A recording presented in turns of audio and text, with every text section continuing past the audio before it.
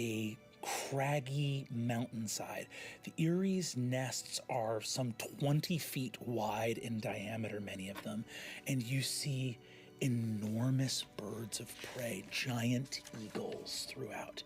These eagles down below, many of them are some like 14 feet tall at the shoulder, towering above you, turning to look. And you see several of them here have small sheds with sort of moss-covered roofs on the sheds with small like symbols. And you see there are some carcasses of pig and cattle strewn throughout. There are some that even have chicks that are about your size. There's kind of terrifying. It should be. And scary. 5'11" chicks. What are we doing? Chicks. You look and see these eagles have white breasts with the sort of small, like black dots of plumage and mottled, sort of beautiful gray plumage across their wings that looks almost like rain moving down a slate slope as it sort of spreads their wings. Going up higher and higher, you see that in these small sheds, there are enormous saddles. You see that some of the saddles appear to be little more than like a leather harness. And you see that in the writing on some of these nests, there is some druidic writing. It appears that this is a stable kept by the druids of the Circle of Stone here. The staircase ascends higher and higher as a voice calls from up above you. Come hither, up here. And as you arrive at the top, a druidic stone circle on the top of this summit that is partially removed from sort of Riesengirdle below, but very much of, sort of not in the Schongarten, but connected to it. There are massive druidic stone plinths, and there is a 40-foot wide nest here as you look and see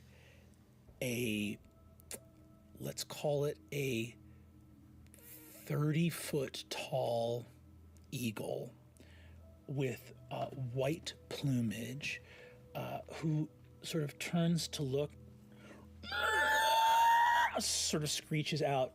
Taisha, immediately you can tell, angry to be awake. Angry bird.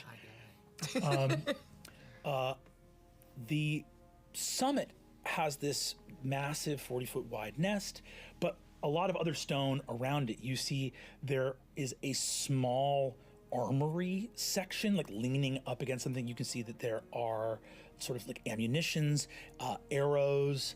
You see that there is this huge, for lack of a better word, it looks like a massive wooden, like, carriage body, but you see that there is a wooden box that appears to have a set of benches within it and what looks like a massive collapsed canvas folded thing on one side, like a long, almost like condensed blinds or a curtain or something.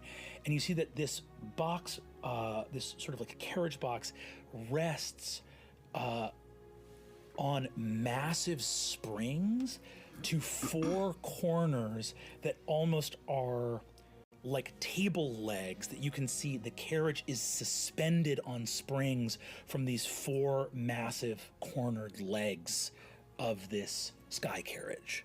That's so cool. Up above it, you see this huge sort of wrought iron goes up to a massive crossbar. And you see that the crossbar also appears to have two large lengths of like leather-wrapped chain that go up to these enormous hooks on either side.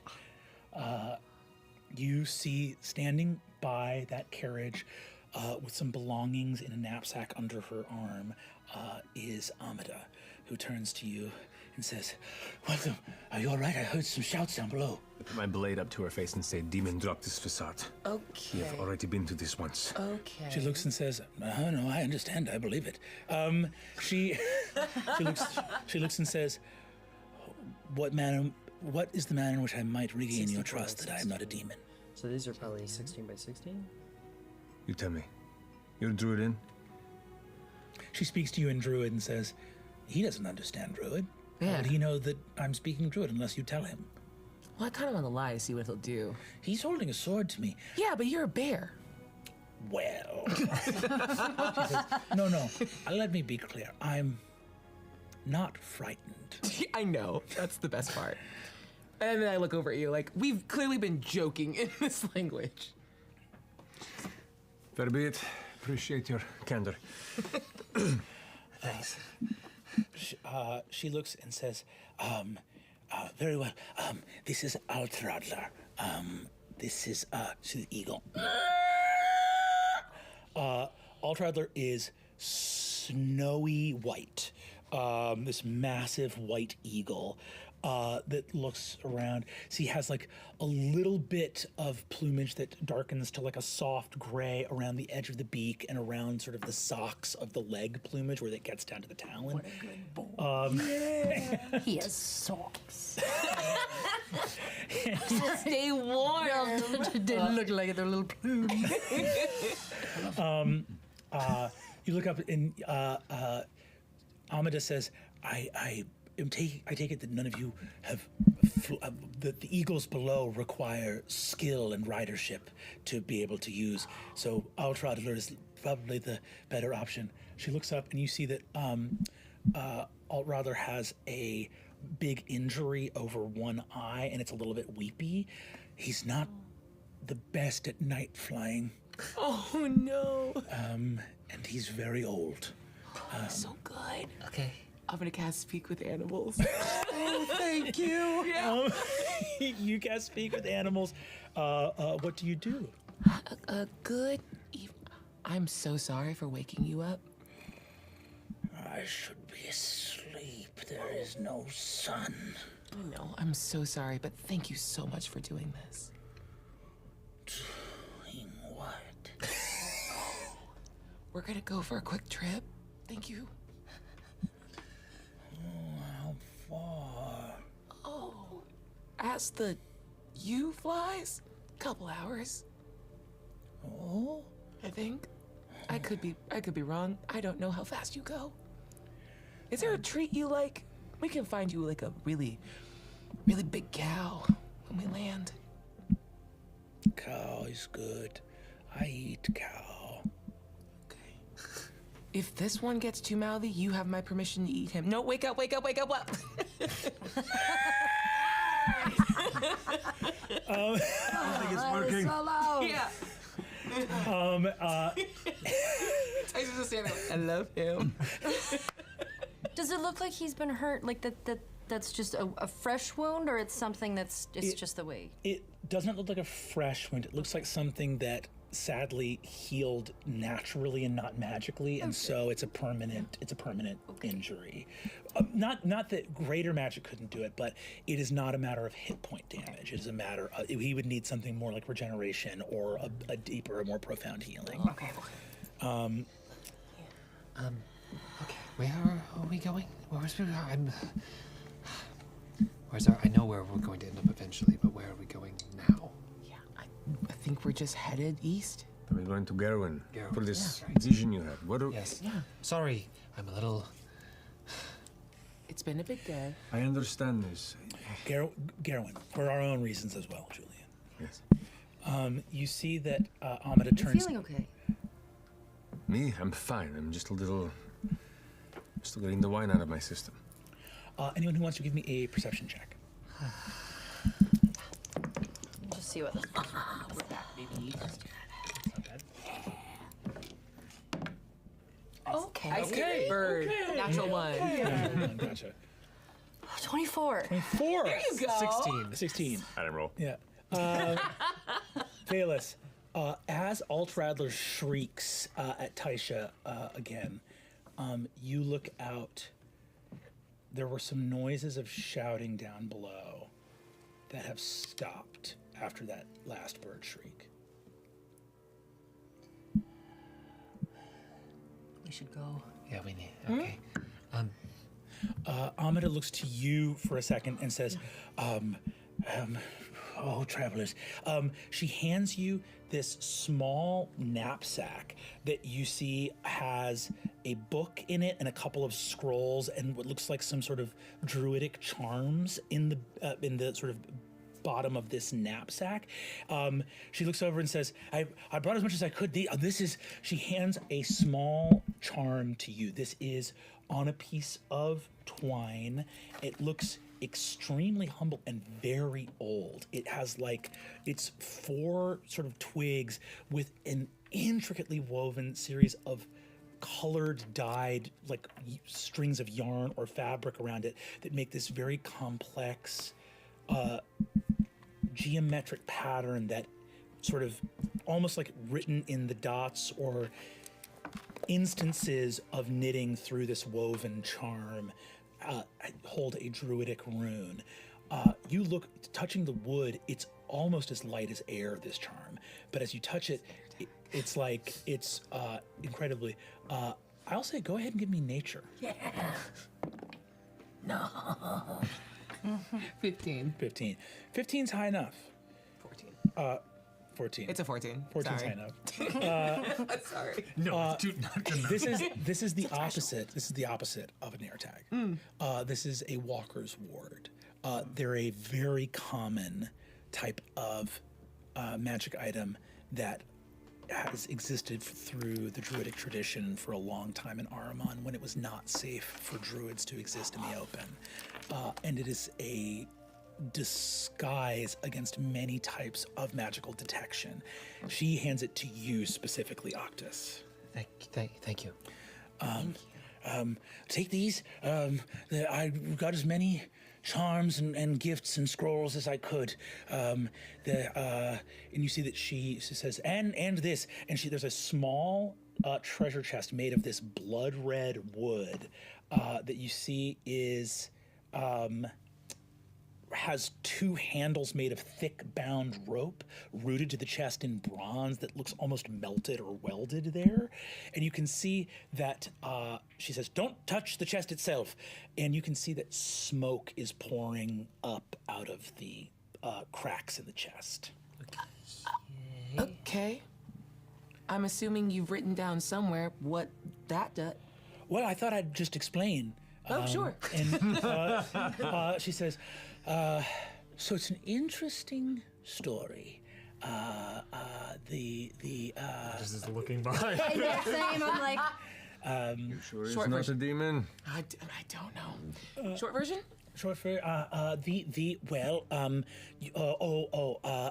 you see that she's just flustered. It says, I we'll figure it out. and you see that you just sort of grabbed his chest off the ground. It feels pleasantly heavy, but not as heavy as if it were full. You think it's not super dense, whatever's in here, but there is something smoking in this chest. And you see that she looks around and says, all right, if you need to leave at once, that is probably wise. Does how do we drive? Does someone have to drive it? Oh, just tell Altradler where to take you. He has flown these lands for some 40 years. He will know where to go. My family is here, so we need to leave. My family is here. Understood. I give Amida a huge bear huge hug. hug, whispering in your ear in Druidic. She, with her massive paw, pushes something into your hand. She says, "The gifts are for your companions. This is for you and you alone. Please be careful." Thank you. And she pushes a wooden ring into your hand. Palm it, do my best to hide it, and then run over to Altradler. Quick explanation: if we open the chest, is it good for us or bad for us? Good. It's an ammunition. Okay, great. Get in, Or get it's in. also a source of fire. You see that she says, I don't particularly know. I think you recognize that a lot of the stuff in here, you've been given a wealth of enchanted objects here, all of which would be not currently claimed by a druid on an adventure. So a lot of the things in here are very common, but very useful. That just on a glance you can take a look at them. Go run up to the front. Gerwin. Aldred looks at you and says, Gerwin. Oh. River City, near the dark. Yes.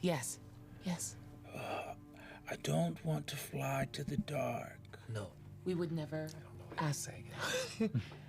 You see, Just close. He says, Thank you. he says, you're scared. Are we in danger? Only until we get going. Please, with less screaming. And I give him a kiss on the beak, and then run back. He puts his beak down and says, I will fly slow so I don't have to land in the dark. Okay, bud. I'm just crying. As we leave, I turn to Alma. Is that her name? Amida. There it is. Amida, just be. Two of my sisters are here. Be very careful. Thank you. You must go. Sorry about the demon thing. It's a whole. Also, there's 3 demons possibly around. And sorry about my grandma. She says, that's the one I'm most frightened of. You guys get into the sky carriage. You're sitting there. You look around. You see that that sort of in the footwell. This thing is also like beautifully constructed. It is sturdy and massive. The seats are actually quite comfortable. They are cushioned and comfy. You see that there is an old sort of small shallow crate under one of the benches that you can see has some humble sort of simple wool brown blankets in it. And you see that there are also a number of very simple belt and harness, sort of leather belt and harness that have hooks that go into them, and that you see the seats behind them have a couple of thick steel sort of like semicircles to be clipped into on this thing. Aranessa gets in and says, oh, all right. And you see that she's flown one of these before. So she gets in one, puts it on. Yeah, we all know exactly how to do it. I'm just trying to copy her while not looking like I've never been in here before. Okay. You see, it says, clearly you did not get invited to the Lord Einfasen's wedding when you were a child. Agging much? All right. Lucky. And she, Amida stands, Altradler gets up and says, are you all ready? Good, thank you. Puts one massive talon up on the huge, it's almost like a ship's mast, this like bar over the, it's like a horizontal bar. It goes, wings, other thing up. All of you guys feel like someone is pushing the back of your head down just from the wind coming off the wings. And starts to flap, and you guys feel this, the creaking of these massive springs. The coils of the springs are about like a forearm's width of this steel coil going up. Up you go. The sort of shocks of the carriage come with you. As Eagle takes off, and very quickly the walls of the carriage box come up to like your shoulders, but some of you are seated at the edge, so you just look and watch the world start to fall away from you. You see Octus's arm just dash out the side of the carriage and catch Pin as it's just flown out, having appeared again.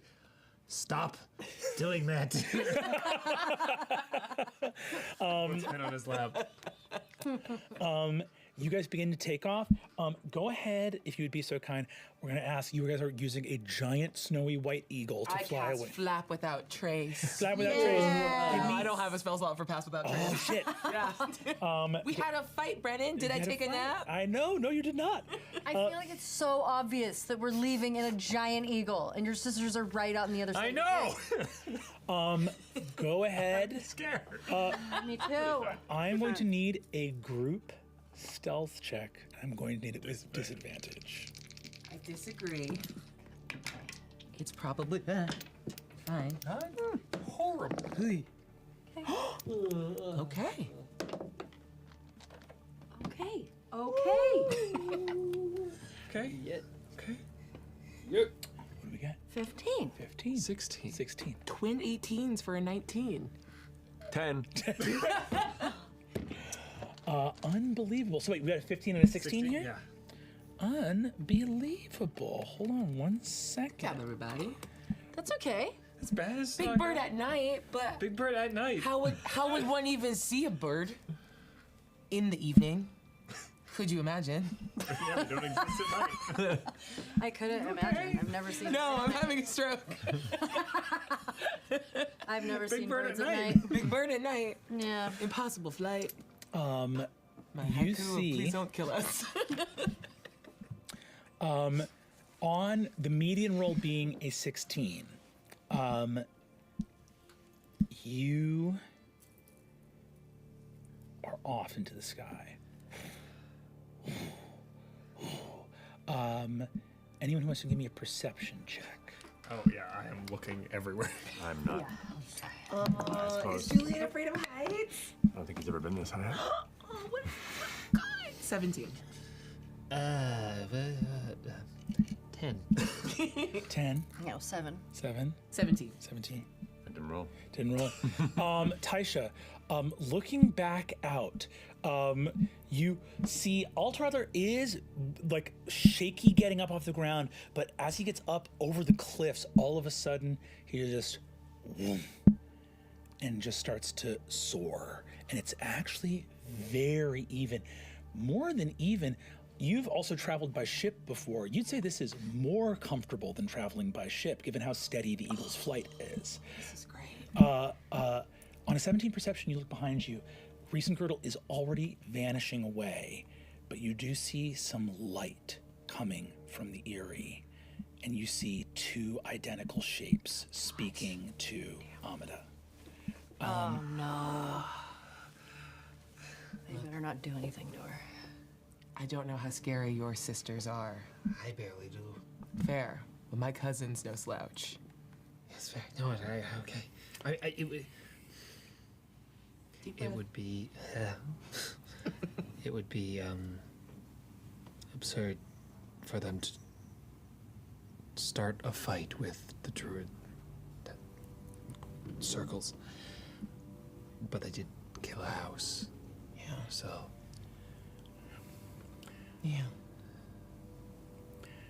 Turning back to look, I think, Taisha, fading into the distance already, you see the two shapes speaking to Amida, and even as they're almost just like dots, see what looks like a very pronounced movement and see that there's a bow of like mutual respect from the sisters to Amida, and they are once again in that sort of smoky form, traveling away. However, something unsettling fills your senses here in this moment. As Altaradler flies slowly, not attempting to flap, you look back and see light once again from that peak where Amida is staying.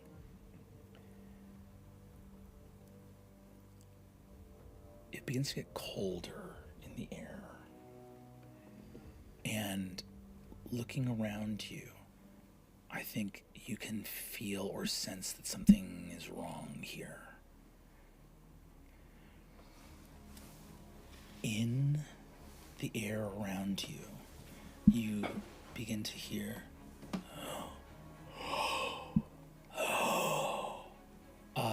and can see that there are shapes manifesting in the sky as you are traveling through, of things pushing through from the other side. Do I, first instinct, does Octus need to do anything to get the anti-air tag to activate? Is it just possession of it, or like wear it, eat it? I think you don't know in this moment. Yeah. You're just not sure. I have it. Does it have like a Yes, it is worn like an amulet. Okay, so I throw it on. You throw it on. You feel a kind of magic within it that you can feel begging for study. This thing is offering magic to you, but not freely. I understand. And I'm letting everyone know that I've got the willies. And like trying to point out, like, I can't tell if you can see or feel it. Your family's looking for you here. No, I can feel it. As this occurs in this moment, you feeling this. I think, Octus, you actually see physically something appears, a face in the clouds nearby. Altradler is still traveling sort of under cloud level, but not by much. And all of a sudden, Taisha, once again, now with Reese and Girdle yet again like another half mile behind you already, from Schongarten, you see a little crackle of something, and you begin to see the clouds moving around you, darkening. You hear the screech of a hawk nearby move through as a bird moves into sort of side by side with your sky carriage. Ray of Frost. Ray of Frost at the bird? Yeah. Hell yeah, go ahead and give me an attack roll. 17. Oh, 18. 18. Go ahead and roll damage. As a druid fall. Grandfather, I've come to help you. 13. 13 points of damage? Yeah. Hannon's voice speaks and says, "Stop it! Okay, explain yourself. They're coming after you!" He wheels away. I had Stop it! I was joking. I'm trying so hard. Like, Tyson's trying so hard not to laugh. Like, Oh no! I gotta wear name tags or something. You see above you that Amida has very clearly cast Control Weather, and you see that Hannon in hawk form, his eyes glow as all around Altradler in your carriage, he begins to call down lightning from a call lightning spell as these spirits are essentially blasted out of the sky around your vessel. Switch targets. I'm gonna start trying to. I will no longer hit the hawk that is, in fact, my friend. You see Hannon pulls farther away from you. He gets well out of range. I'm sorry. Call Lightning's got a way higher range than that. And perceive for this moment that essentially all around you, great and powerful forces begin to tear at each other at a distance. Altradler moves. On that, the stealth check fails again. You see that the battle's raging around you, but Altradler looks to you with your speak with animal still active and says, "Is everything all right? There's a storm." Oh, you're doing great. Can you? No, you're just doing great. Keep it up. Maybe faster. Faster? If you've got it. I don't want to land in the dark. Oh, buddy. We want to land, period. And we're being sort of pursued. So, maybe hustle? Faster. Hold on. Jesus! And see, suddenly, all of you. Okay. And suddenly you see that Altradler was basically just taking move actions and no dash actions. And begins to outpace both the spirits. I think in this moment you see the strange game at play here. Petra and Raya bowed to Amida's face, and both of them went back to their corners and did this. Altradler, faster than the wind, literally in this case, boom. It is extremely turbulent, sickening, nauseating flight for about 10 straight minutes, after which you Octus, you feel nothing. You're completely fine. There's no nausea to you at all. Holding. Snap and disappears again. Stay. And you see that after those minutes, the storm fades away. It hits the farthest range of what Amida can produce. And also moving out of visibility of the city, you see that Altradler, even with magical flight, Altradler is faster than whatever sorcerer would want to pursue him, and doesn't have a concentration or spell duration that would drop him out of the sky in pursuit. Whatever summoned beings pursue you, after those 10 minutes, even that powerful summoning fades away as you watch the storm fight the dead behind you, fading into the distance. I think After those minutes, the storm fades away. Hold. Nothing. You're faster than the wind, literally in this case. Boom. It is extremely turbulent, sickening, nauseating flight for about 10 straight minutes. After which you, Octus, you feel nothing. You're completely fine. There's no nausea to you at all. Petra and Raya bowed to Amida's face, and both of them went back to their corners and did this. Altradler, faster than the wind, literally in this case. Boom. It is extremely turbulent, sickening, nauseating flight for about 10 straight minutes. After which you, Octus, you feel nothing. You're completely fine. There's no nausea to you at all. Holding. Snap and disappears again. Stay. And you see that after those minutes, the storm fades away. It hits the farthest range of what Amida can produce. And also moving out of visibility of the city, you see that Altradler, even with magical flight, Altradler is faster than whatever sorcerer would want to pursue him, and doesn't have a concentration or spell duration that would drop him out of the sky in pursuit. Whatever summoned beings pursue you, after those 10 minutes, even that powerful summoning fades away as you watch the storm fight the dead behind you, fading into the distance. I think just sort of leaning up, trying not to barf again. Thank you. You could go back to normal. Thank you. Good job. And all of you look sort of pelted with rain here in the cold. Look as the clouds part, and you behold beautiful starry skies. It was a little unsettling that I didn't feel that. Yeah, that was the unsettling thing.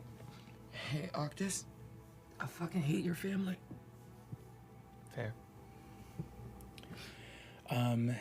You see that Aranessa prestidigitates the rain off of herself and begins to do so for everybody else. You said there was like a canvas thing. Is that like a cover to pull over this? Yes. Is it over it or is it rolled up? It's rolled up right now. Okay, I'll start trying to like unroll that to put the cover over. Great. Taking the cover over, the freezing wind is cut down and now just creates a gentle sort of flapping noise. It's very taut canvas, but a little sort of... and with the canvas closed, all of you are in like a gentle rocking in the steady flight of this giant bird. As the canvas goes up too, you see Taisha, distant, some ways away from you. Hannon is still flying in the same direction as you guys. Are you with us because we're in danger, or you just miss us? You are greeted by silence. All right. Last someone one time. Decided to throw an attitude. The canvas goes up, and while it diminishes the the starry sky from view, it is certainly much more comfortable. And actually, with the canvas up, pretty quickly your own body heat makes it a little bit more livable up here. I'll also pull out the wool blankets and just kind of have them on deck. Aranessa looks and says, "Good night." And, it is like 2:00 in the morning after everything that has happened. You were in Castle Klippenblick earlier tonight. Oh, it's been a big day. It's been a big day. Knowing that you have hours of flight ahead of you, Aranessa is not going to lose this opportunity, and she just passes out. Yeah. I think she actually leans her head against you, Julian, in this moment, and just seated there. You should all try and get some sleep. I can wake you up if necessary. Are you sure you don't need to rest? I can rest by sitting here. I don't. There's nothing else I can do. It's been days since I slept. Fair. Well, hold on. And I'll sling the knapsack of gifts from Amida off and hand them to you. You're good at identifying things, yeah? Yeah, I can sit here and figure out what these do. Yeah. Yeah. I can help. You good? Do you need anything? Oh, well, all right. He's like Elijah Wood. He can sleep anywhere. I think Taisha fights. Julian pass out? I think Julian has taken the brief moment here to exhaustedly pass out. Incredible. Taisha fights sleep for probably another hour and then passes out. I think, Taisha, you're on, Aranessa got middle seat in between you and Julian. Yeah, it's just a full, domino slump. And then on the other side, Valus and Octus. Are you okay? You got hit pretty hard. I'll be okay. How do you feel? I didn't get hit. Yeah. I'm fine.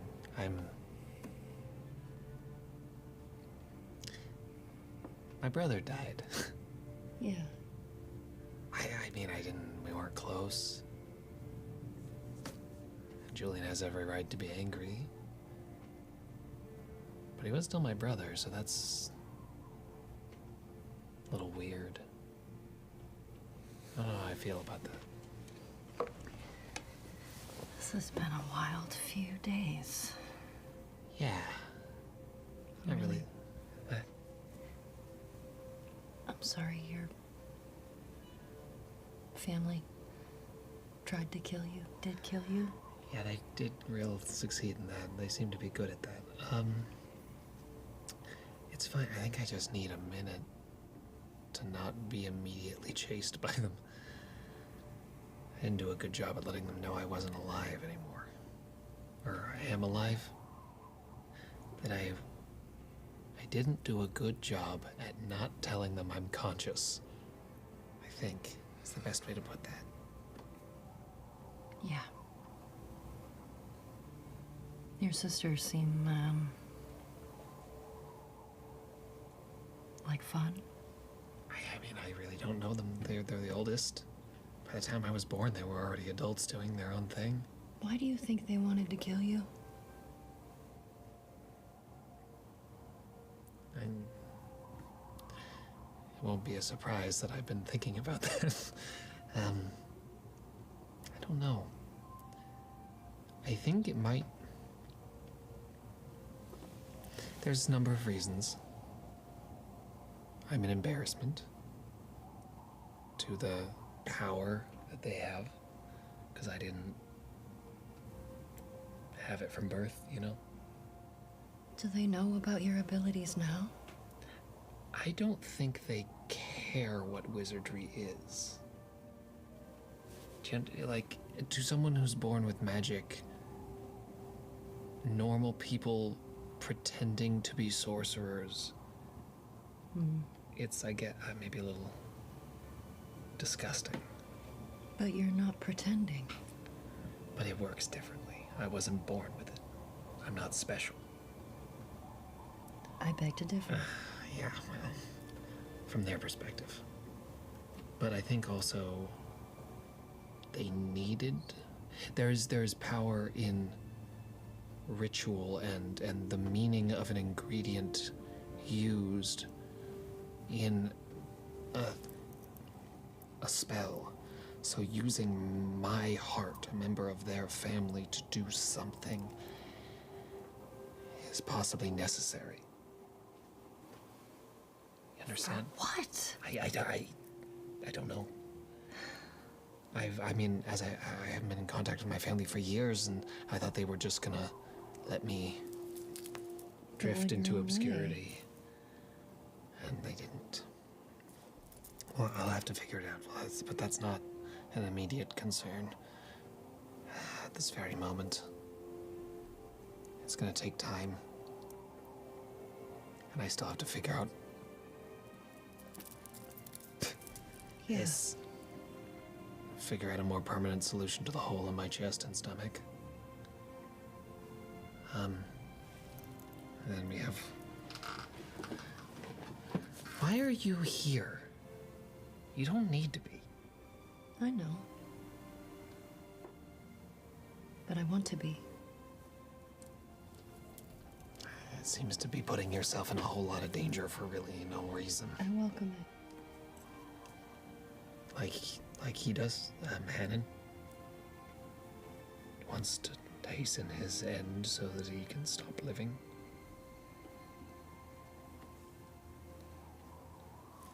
I welcome it, but I need to finish some things first.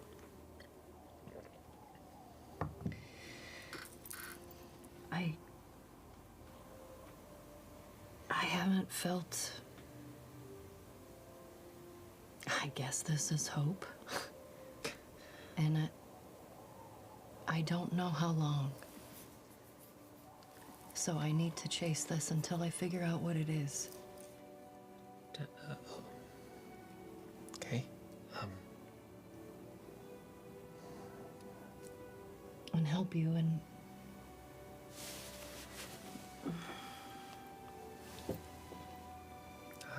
Yeah, okay.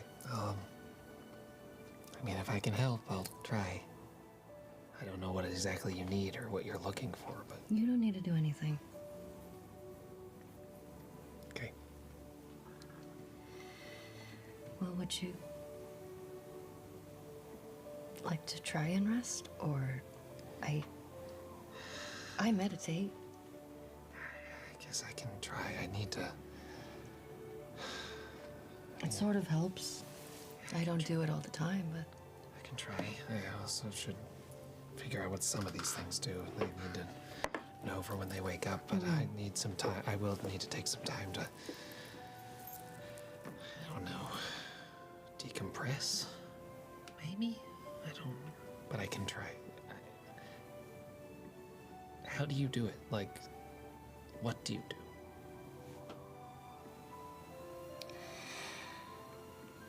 I understand that I'm asking for a simple answer to a No, relatively difficult concept, but... it's something I've never really thought about. But I just try to shut out the noise around me. Okay. And just close my eyes, and I like to remember certain things, if I can. Things that make me feel better than how I feel. Okay. Yeah. That makes sense. Does it? I don't... Very... I used to just sleep. It just happened. Yeah. I didn't have to try. So, it's something to just try and sit with pleasant memories.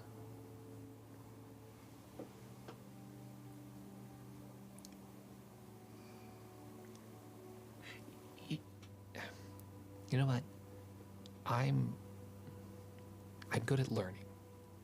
Can you... And if this doesn't... This is gonna sound weird. Can you do it? So I can watch? Oh, you want to watch me? Yeah, I'll show you. I just I take a minute. I close my eyes. And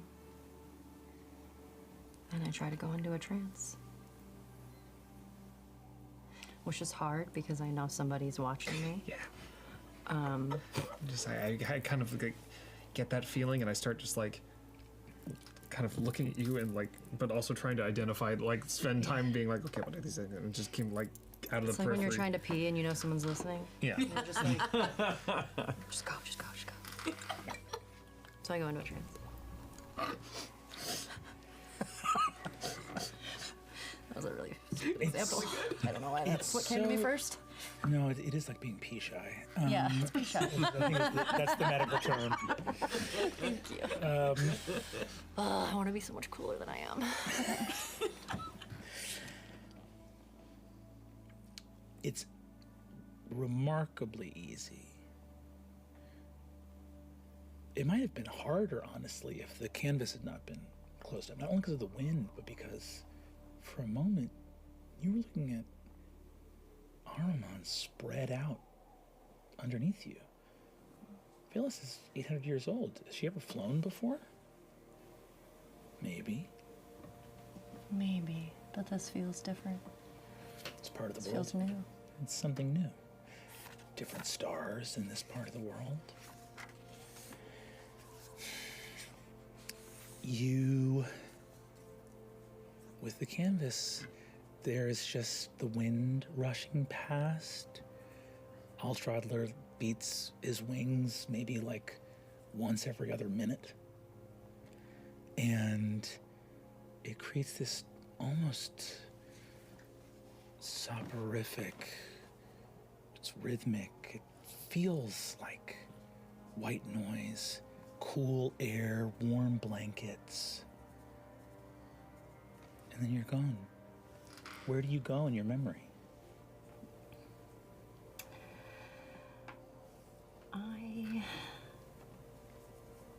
I think if I'm thinking of my happiest moments, at least trying to connect with that,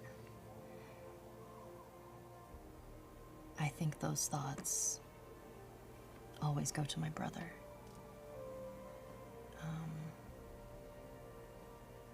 My best friend. And I just try to sit with that, just the happy parts, and try to separate the good parts and try to put the bad parts and compartmentalize them into another area. Arthas is looking right at you. So he takes a bite of an apple in his hand, is seated in this like saddle of this massive tree. You're in, essentially, these are sequoias. They're like enormous. You're like 200 feet up. You're like 100 feet up in the air. You see he's in the saddle of this Feet tree. dangling. Feet are dangling. Barefoot always. Ow. I don't think they're coming. I think they missed him. I don't think they're coming either. I think they bailed. Looks over. Lame. You hear that? Underneath you, a herd of elk come roaring 100 feet down. You see behind you, your sister, Maywin, is riding on the back of a unicorn. Looks out and says, you guys are gonna believe it! Tearing up, Arthas goes, oh! Wait, where are these? Where's ours? Wait, where'd you find these? And you see, says, the hunting grounds! And Arthas goes, that's for the hunters! As these elk tear through, I'm gonna start running on the tree branches, and I'm gonna try to jump on one. incredible. Go ahead and give me an athletics roll. Okay. Let's go. Free elk. Oh no! 10. 10. You rush forward, and as you leap, you catch a bad branch and start to fall, and suddenly there is a swinging vine, and you see that Arthas has got his arm around you. I just squeeze him. You squeeze him tight. I could have died. Yeah, you could have died. And you see that he, as he holds his hands up, he just raises his wrist and says, "Mother." And you see that a vine springs from his hand, wraps around the tree, and it's almost like the tree connects with the vine and it grows branches that lets you gently spiraling down, sort of swinging centrifugal, almost like a carnival ride, swinging through. You land on the forest floor below. That was way cooler than what I did. You see that Arthas looks and says, you know, all you have to do is, the prayers aren't that hard to learn. It's like you can spend a couple hours with a book each day. I can't remember them. I try. They're I'm so good though. I'm so faithful and I do all the right stuff, but I can't remember it. I know. It's, if there was a prize for faith in absence of... Careful. If there was a prize for faith alone, you'd win it. I would win. You'd win. Maywin, you see, rides around the corner and says, "Would you win it? Only one of us is riding a unicorn right now." You're a bitch. And you see, she says, "You're a bitch," and the unicorn bucks her off hard. And you see, Arthur says, "You can't say bitch on a unicorn." Everyone knows that. And you see the unicorn sort of stalks off gently into the forest, turns around, and looks absolutely scoldingly at all of you. Sorry. And you see that Arthas turns and says, "Are you all right?" and goes over to heal her. And you see he sort of says this prayer, heals her sort of twisted ankle. But as you see he goes for the healing, he's like, "Oh, I'm sorry. I'm sorry. I just get beside him and I start praying too. I didn't mean to curse. It's just I was telling them not to say it, so I just used the word. I'm sorry." I'm sorry I said bitch. I'm sorry I just said it again. Please forgive me. This is a holy forest. We should go. Sorry. Say that. Why did I say that? I just got really excited.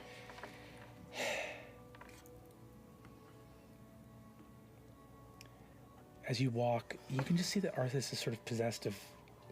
He's like, I don't know, something has changed in his demeanor in this moment. As Maywin walks, actually, he picks her up in his arms because her ankle's hobbled and he can't heal it right now. Just sort of walking behind, a little embarrassed. And I pick up just a handful of flowers and I just start making a little daisy chain crown. Turns around to look at you.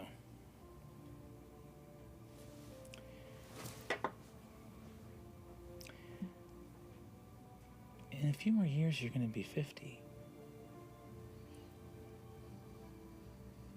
Yeah.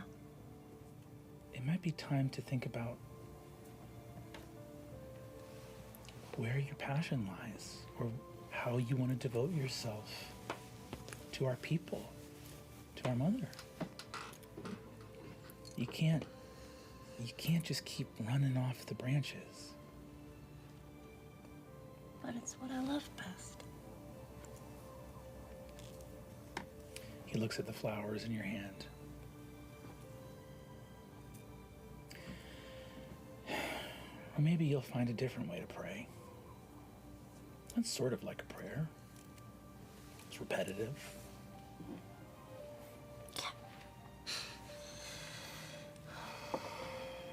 Sorry.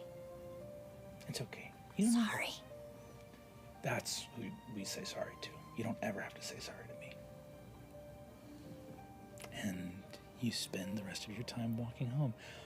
Octus. Octus is gonna spend the time while Valus is in their trance, watching and kind of trying to, like, almost just learn by watching as what he is good at doing, but also during that time, sitting. How much room is there on the floor of this carriage? There's more under the benches. You're pretty close to being, I'd say it's similar to sort of a carriage car. Yeah. You know, it's like you're almost knee to knee, essentially. So he is sat kind of on his knees on the floor of the carriage with his back to Taisha's legs, and using the under part of the seat as a little space where he's drawn a ritual circle on the ground and is taking 11 minutes at a time to identify the things that were given to him as he's keeping an eye on Valus at the kind of like going back and forth, like doing 11 minutes, watching for a bit, going back, doing that to identify the items we were given, and then spending the required amount of time investigating the item he was given to then attune to it, which is, I assume, what it needs. Yes, you can take an hour to attune to the Walker's Ward. In studying the magic of it, this Walker's Ward is about 250 years old, which is a long time for twine and wood to survive. But the magic within it is very strong. If you look at your character sheet, you will see it before you. And Refreshing. If you say it, it happens. if you say it happens. Oh, it is there. And you can go ahead and read that and tell me what Octus sees within that ward. So while wearing this amulet, you are immune to magic that allows other creatures to read your thoughts, determine whether you are lying, know your alignment, know whether you have the ability to cast spells, and at what level, and know your creature type. Creatures can telepathically communicate with you only if you allow it. So he's looking at this knot of sticks, these twigs that are all bound together within this symbol, and he's looking at it, and I think this is how he, in him studying the interconnectedness of the yarn and the way it crosses and forms, he sees this sort of like web that is a lock. And as he is studying it and ending this hour of spending time with this and really visualizing this thing, that's like, oh, I see how the magic flows through the yarn, and it is a way for me to trap unwanted attention within a net and to keep it there and distract it from seeing me. The yarn is charged with magic, which causes the spell to become confused, and it keeps looking for me inside of a maze that it can't get out of. Interesting. And I think in seeing the web, and he starts to understand how magic works in an inanimate object, and spends time figuring out. In the future, I think I can. That's good to know. That's useful. Interesting. The history of the artifact is not lost on you either, of why druids would need to be able to move secretly through the world. Right. This is very good. And seeing that maze, I think you also realize this thing will work best at protecting you from broad nets, because if someone looks at the horizon and sees nothing concerning about you, that will be less concerning than if they are looking at you directly and seeing nothing. Yeah, it's not perfect. It is a deterrent, but I still need to be cautious. It doesn't make me invisible. Yeah. and then sits and waits for Valus to wake up. After a couple hours, Valus, you awaken. Or you leave your trance having fully rested, I should say. Just seeing her eyes underneath her eyelids sort of start to calm down.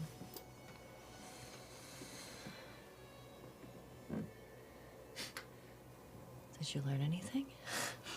I think so. It looked peaceful. That's good. But I could see you were dreaming. Your eyes were moving. Yeah. That happens sometimes. Yeah. I wonder if you still have dreams. I don't know. I took the time. I worked on figuring out what these things do, and Great. so we'll have those for when they wake up. What's in the box? What is in the box? We'll find out when we come back from break. What's in the box? We return. Don't laugh. This is deadly dead serious. Juice? Some kind of juice? I didn't hear what was said. The important thing is this. We return to the skies over Helvar. Octus, you have spent the past several hours. Your companions across the carriage from you are yet asleep. Valus wakes up after 4 hours. And you have spent the better part of an evening with your back up against Taisha's knees, sort of, area in front of you, under the seat and also on top of the seat, available as a workspace for you to look through these items. Yeah. And you've looked through them quite a bit. And do you have any questions about any of the things put before you? No. So there are a few charms and some scrolls, which the scrolls look like scrolls, I assume. And then, but the 3 charms. The hare's charm, the otter's charm, and the spring charm. What do they look like? The hares and otters and spring charm, all much like your walker's ward, are very simple. There is, in their cases, a leather cord that ends in a beautiful, smoother than moonlight stone charm, each of an animal in sort of resting form around itself. So a hare curled up and around, almost in the shape of like a teardrop, right? But you can see that it's the shape of the animal there. And then of an otter as well. The hare's stone they are smooth and polished stone as well. The hare's charm is a sort of dappled jasper, a dappled jasper kind of gray, and then the otter's charm is a basalt or some kind of volcanic rock that's been carved into a deeper shade. And the spring charm is actually a pressed flower, not in glass, but in what looks like dragonfly wings, and then set into a piece of wood that has been set in amber. So sort of like an amber edge or outline around pressed and preserved dragonfly wing on an ancient flower pressed behind the gossamer of the dragonfly wing. That's very cool. For me right now. Great. And then the embers of Arask are what's in the chest. What's in the chest. Great. And the scrolls, I will say, are all written in Druidic. So these are Druidic scrolls. Only one of them you recognize to be a spell scroll, but it is of a spell that is beyond your ability to cast. But there is, the other 2 look a little bit closer. They're not even spells. One of them appears to be something like a written record of a promise made to a druidic order, to the Circle of Stones. Interesting. And the other one looks to be a chanted abjuration, something that is meant to ward and protect. The embers of Arask, as you open that chest, you see that there are as you're looking at it. There are these coals that are dim, sort of, like what you would find in the hearth the morning in waking up. These dim embers, but still smoking, crackling, and it is of some ancient coal deep beneath the earth. Something. This is, in other words, not an ember of a fresh cut piece of wood. This is an ember from deep below the earth, crackling here and smoking as you behold it. And the chest actually has a sort of series of metal arms and then a sort of tin with sort of holes punctured in it, this like tin pan with a covering on it that rests removed by these arms from the wood of the chest around it. So they just sort of smoke in the middle, not touching anything. Right. This is the hand warmer. It's a very fancy hand warmer. Great. I think I figured out what most of these are. Some of them will need Taisha to look at. I don't speak the language they're written in. Okay. But these other 3 charms could be useful. I'll wait. I can tell you what they do when everyone else is awake. See who wants what.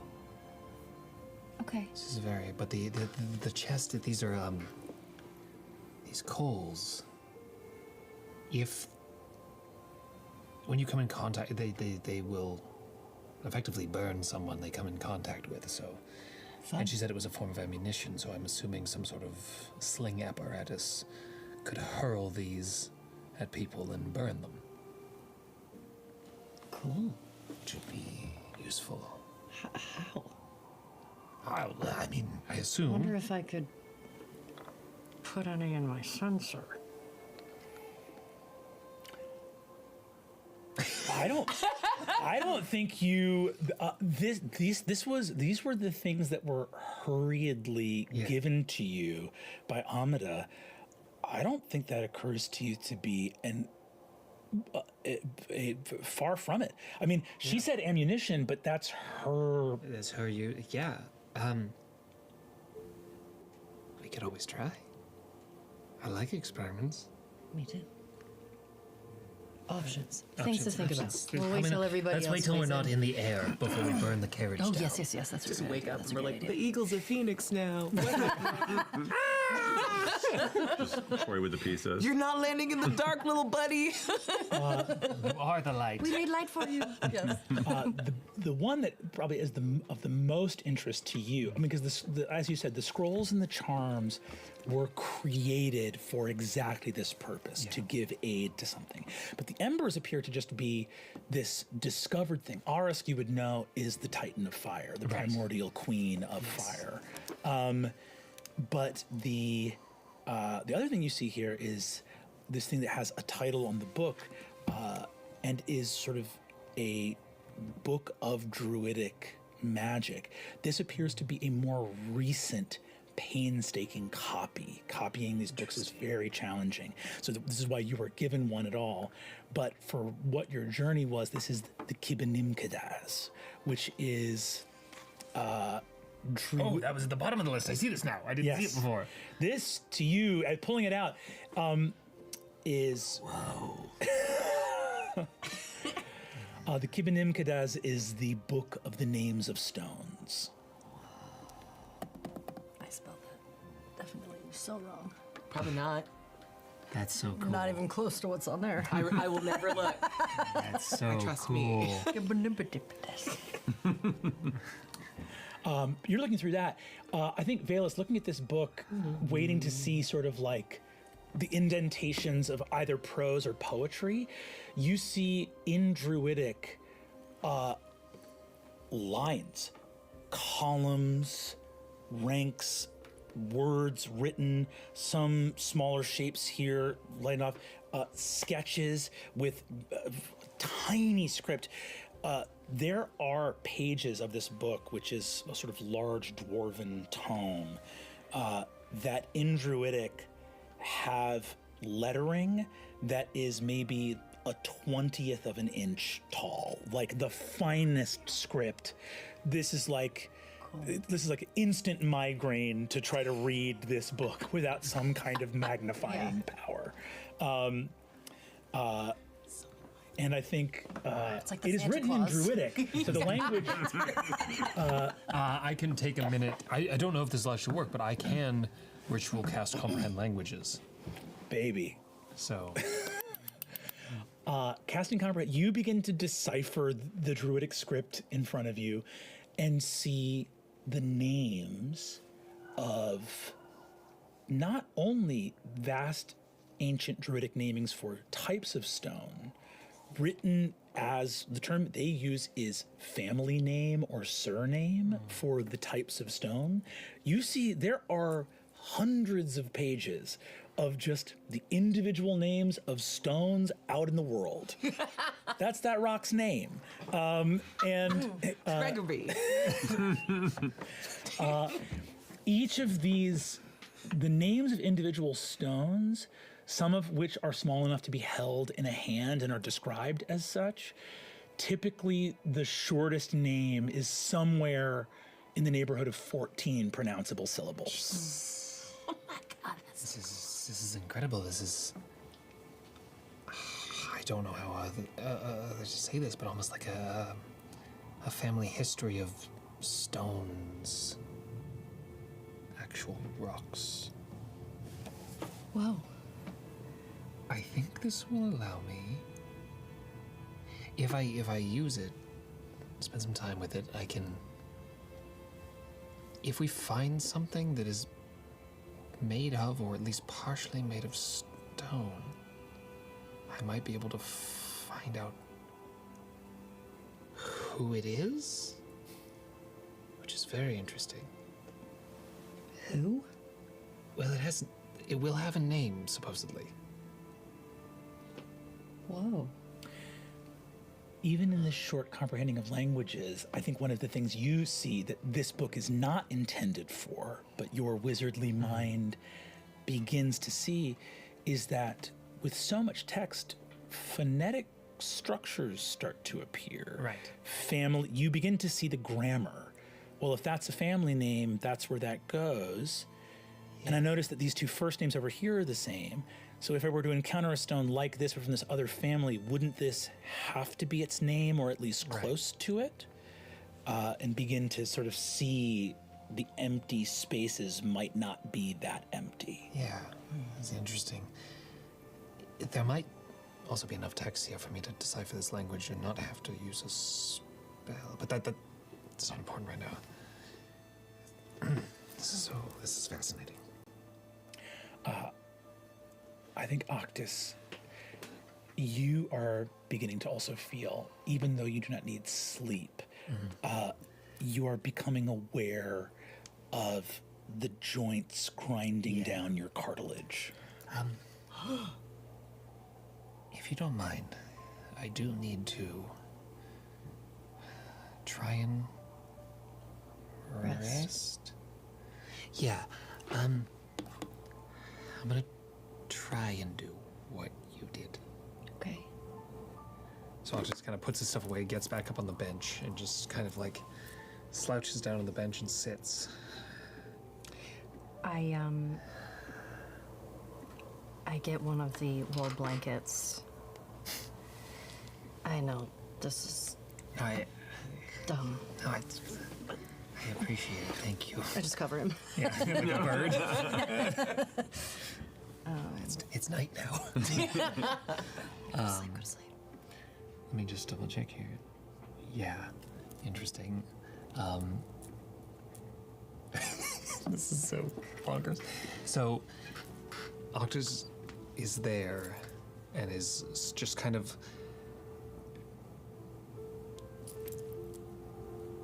He starts thinking about doing what you said, to think about his life and something that makes him happy.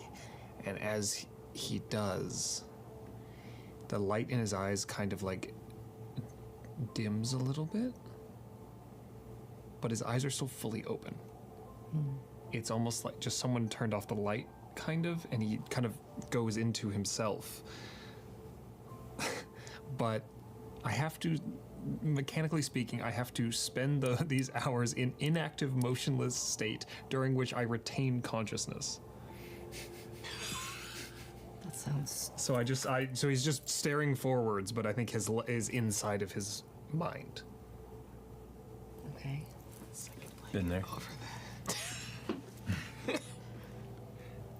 And is just thinking, trying to sift through the recent events and find something nice to think about. And it takes some digging.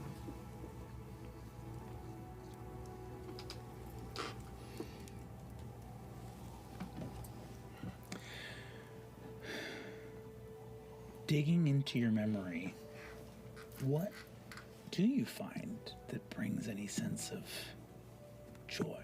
I think there's a lot of stumbling around Through recent events, and so much of his family is on his mind, and then going through and realizing how much of his family life was not terrible, but not great, unpleasant, or lonely. And he kind of goes through the roster of his family and tries to find a memory with any one memory with any of them that is like a positive sort of, that was nice, we had a nice day, and he doesn't really come up with anything. And then he stumbles on, oh, but I used to hang out with Thimble all the time. And that was fun. And starts thinking about the things they used to, when he was a child and she was a child. And the things they would get up to and the mischief they would do when he was left without anyone to watch him. You stare ahead. Aranessa was already a woman grown by the time you were born, but there were so many times before all this happened that the Taconis would be invited somewhere, that the fairies of the Golden Orchard would be. What joy there was in those brief moments. Perhaps it was foreshadowed even then that you would have to make your escape from your family. Yeah. As morning arrives, who amongst Taisha and Julian are the first to awake? I'd say, just given the domino stack of weight on his left shoulder, Julian kind of comes to first. Dislocated. The chilled air met with that, like, just the twinge of, like, the faintest hangover. The soreness from the fight from the night before all kind of culminates as he begins to stir and, like, notices the stack. And just kind of, like, kind of takes a moment to himself to reflect on everything. He's only had piecemeal moments to really begin to absorb these events. Sometimes it still feels like a weird daydream or a vision beyond reality, and I think he just kind of sits and, after a few moments, kind of decides to brave a glance to see how close we might be towards any semblance of civilization.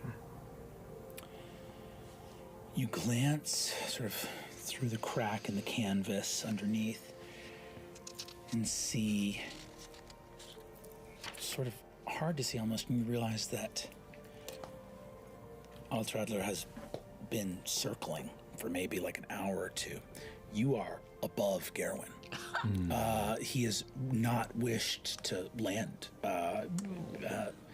until it is safe to do so, so has stayed on the wing, and now appears to even, you see, sort of his eyes looking up at the massive bird hang low. Now that the sun comes up, the thermals that are beginning to greet him from up below make this flight even more sleepy. He's on the verge of falling asleep. My lady, Taisha, we are over the city and the bird is getting sleepy. No, You look and see also this strange sight from up here, because you look and see that as he is circling, he sort of banks away. You look and see far, far in the distance the Kavrosi Mountains, and at the Riesengirdle, which is, a dot on the horizon, far, far away, some, 30 miles from here. And as he wheels, all of a sudden, you look at a soft tear across the sky, stretching the horizon. Here in day, a band above the horizon, where in brightest day, you can see the stars. The eternal night.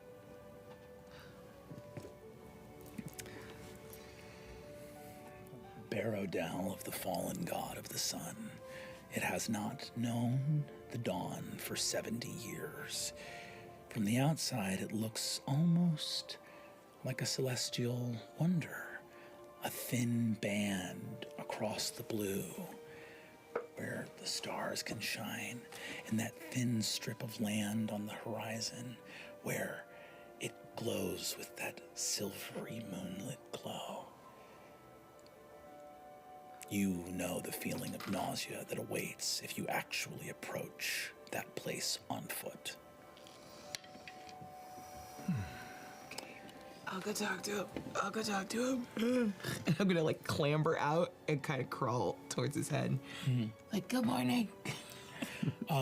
You, sticking your head out of the carriage, are basically looking up. You're under his eagle talons holding this massive carriage. So you're kind of looking up at just the underside of his throat and under his beak as he looks out and goes, Hi. Thank you so much. And thank you for waiting till. He said, I'm tired. We could go down whenever you're ready. right. Anywhere that is a point or just the safest ground? Safest ground where you can maybe rest for a little bit before returning. No, I won't rest here. I won't rest here. Okay. It's not safe. Understood. And then I have that thought just a little bit because I didn't get to experience Featherfall. Like, we could jump. No. No. He goes and says, there are lots of little ones and not many big ones. And the little ones, I know that if I sleep, it might be fun to kill me. If you want to sleep, we can make sure we could keep a guard. You could get some rest. Whatever you want for doing such a... Not because you did us a great service, but because you were kind. Would you like to sleep? You're kind. Sky's safer for me. Okay. And you see there is a... Get back in. I am sobbing. Get your stuff, we gotta go. I think hearing people talk, Octus, like the light goes back into his eyes, and just Are you okay? Yeah. Sorry. I tried to breathe. Oh. It's unpleasant. I'm sorry, friend. How'd it go? I think it worked. I think I did too. Yeah. I've been watching you for most of the night, and it looked like you got some rest. waking up from your rest, such as it is, your mind is like a library where the books have been put away. You realize that you're starting the day with a little bit of mental order, that if you were not to do this regularly, you can't guarantee that your mind would stay focused, orderly, or perhaps, shall we say, friendly to your values. Right. You also feel in your body that it's not wrong to think of yourself as a construct. Maybe undead are constructs fundamentally. You're just a construct that happens to hold something like a mind and a heart. And or not a physical one anyway, but too soon. But you feel that what healing to you feels like in this regard is that the magic that animates you is like a sheet and a blanket covering you, and that the bed has been made. Yeah. The magic goes and is attached strongly to each and every joint, strongly throughout the muscles, strongly throughout the tendons. You are at your own disposal because of whatever this rest-like thing you have done is. Great. Okay. Yeah. Thank you. Thank you. I feel much better. I was also thinking maybe next time I could just command you to sleep. I wonder if it would work. Let's try. We'll try it if you can't sleep next time. While we're landing, I know what everything does. The chest is full of a bunch of, for lack of a better word, burning coals that we can use for, as she said, ammunition, but could be for whatever we feel like. I hand you some scrolls. These are all in Druidic. They're scrolls of magic. Great. There's 3 charms. They each there's they can go wherever we think is best to each. There's one for each of us, I guess. There's the hare's charm. While wearing it, you can augment your jumping abilities. Ooh. You can cast jump only on yourself. There's the otter's charm. This will allow you to be at home in water like an otter would be. You can swim very quickly. And then the spring charm here allows you to take a minute and heal yourself once per day. And in addition to that, you have advantage. You have advantage on saving throws against to avoid being the poison condition while you wear the amulet. So you have a natural resistance to poison. Okay. So those 3 are whoever. What do you? I mean, you got I have one. This will. And this stops people from being able to find me, ish, and invade my mind. Oh. Okay. Well, these were gifts very much intended for you all. So if the 3 of you, and I'm including Aranessa in this, want to decide amongst yourselves which of the 3 you prefer? Aranessa looks and says, oh my, well, this is very, very thoughtful. What's the jump one? The one with the rabbit on it. What's a hare? It's different. Hare. No, I don't fully understand this magic thing. How does it make me jump further, stronger? Yes. Higher, stronger, farther. Faster. Harder. Nope.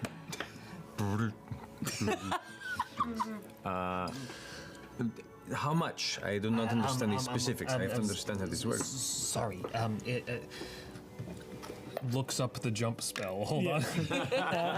You see Aranessa looks and says, why don't you take a minute to test it when we get to the ground? How high can you?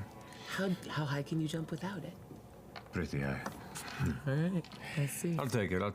We can talk later. You see, she looks and says, it's a druidic relic. It's a I don't how is this like a These are like ancient and good. If you lose it, I'll kill you. I won't lose it. All right. you see that Aranessa says, well, good. Okay, good. And says, That's how much. he says, I'm curious about the other stuff that's in the box. Because if the ember things. Oh, right. We want to try and put that in there. Well, Sorry, what? We had an idea. Or more, they had an idea to use some. They're called the Embers of Arask. Oh. And we thought maybe we put some inside the sensor. Oh. Just because they were smoking, so I thought. Sure.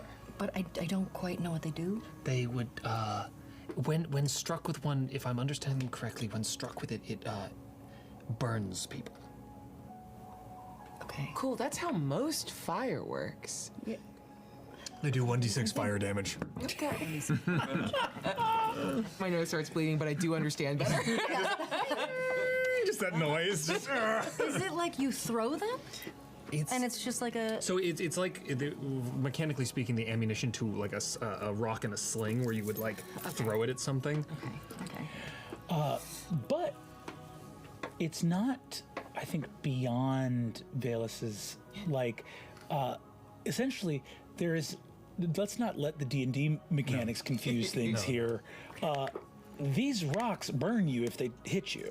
So putting them in your sensor would be putting a like source of flame inside of your sensor. It's not an impossibility. Do we want to try to put one in now? We can. I felt it was better to wait till we're not in a wooden carriage in the sky. Very astute of you. And boom, the springs go. As you can see why these springs are here. As essentially, there is a gentle motion whereby the landing of the carriage is not the landing of Altradler. Yeah. Like in other words, his thing is to coast in, like sort of send a big windstorm back to very gently like drop you as you bounce up and down on these springs as he continues on to very lightly leave you on the ground as light as he can and then circle back around and land on his own. Vibes. And you guys look and see you are in a beautiful wooded copse. This is a sort of farmland area. You look out and this massive carriage is in a beautiful pasture with very short grass because there's about 20 extremely frightened goats over by a fence, all hiding under a tree line from the, 80-foot wingspan eagle that just Didn't make a promise. Yeah, I know. Wolf mode. and you see Altradler sort of circle back around and a minute, like a few seconds later, land at the top of the pasture on the ground, kind of look around, ruffle his feathers, and look over at the goats and begin to kind of... You want some goats? Okay. Give me a number. I'm gonna go find who owns these goats and pay for these goats. Just not all, please. and you walk off. Incredible. As you walk off, you are walking off with the 3 scrolls and the ring Amida gave you that was not. Yeah. Do I? I'm gonna put that on. There's one that makes you swim well, and there's one that heals you. My Lady Valus, I do not know to what degree you are comfortable with these druidic relics, but by all means, whichever is most comforting to you, I would say leave to you. I think you have your pick. I don't know if I'm going to wear one yet. I don't enjoy swimming. And you see that she says, I'll take the spring charm. Thank you very much. Hands the charm over and just I'll hold on to it for now and puts the otter's charm in his coat. All right, so we are on the cusp of Gerwen. of Castle Torch. Right. What are we doing here before we send further east into the eternal night, or where it is your vision is taking us? Right. I mean, I walked away to go find that's right, who to you're give not money about goats to. and this is where I saw your son Possibly. possibly. The vision you saw seemed to be in ancient ruins, consonant with the old Obradimian Empire. You've seen in Venatus, that is the architecture. Like what? Like you have you believe that you saw him in some kind of subterranean dwelling, something, some tomb or mausoleum or some ancient kind of place. But you know that he was stationed at Castle Torch, where Julian was training him. yeah. Effectively, we're looking for Taisha's son here, where you were training him. Alogar. Yeah. So I didn't see that look. if we find him and he's fine, then I think we can move on. That was the only thing leading us here was to make sure he was okay. You Very know well. Alagar? I know him well. He's a fine soldier, a bit,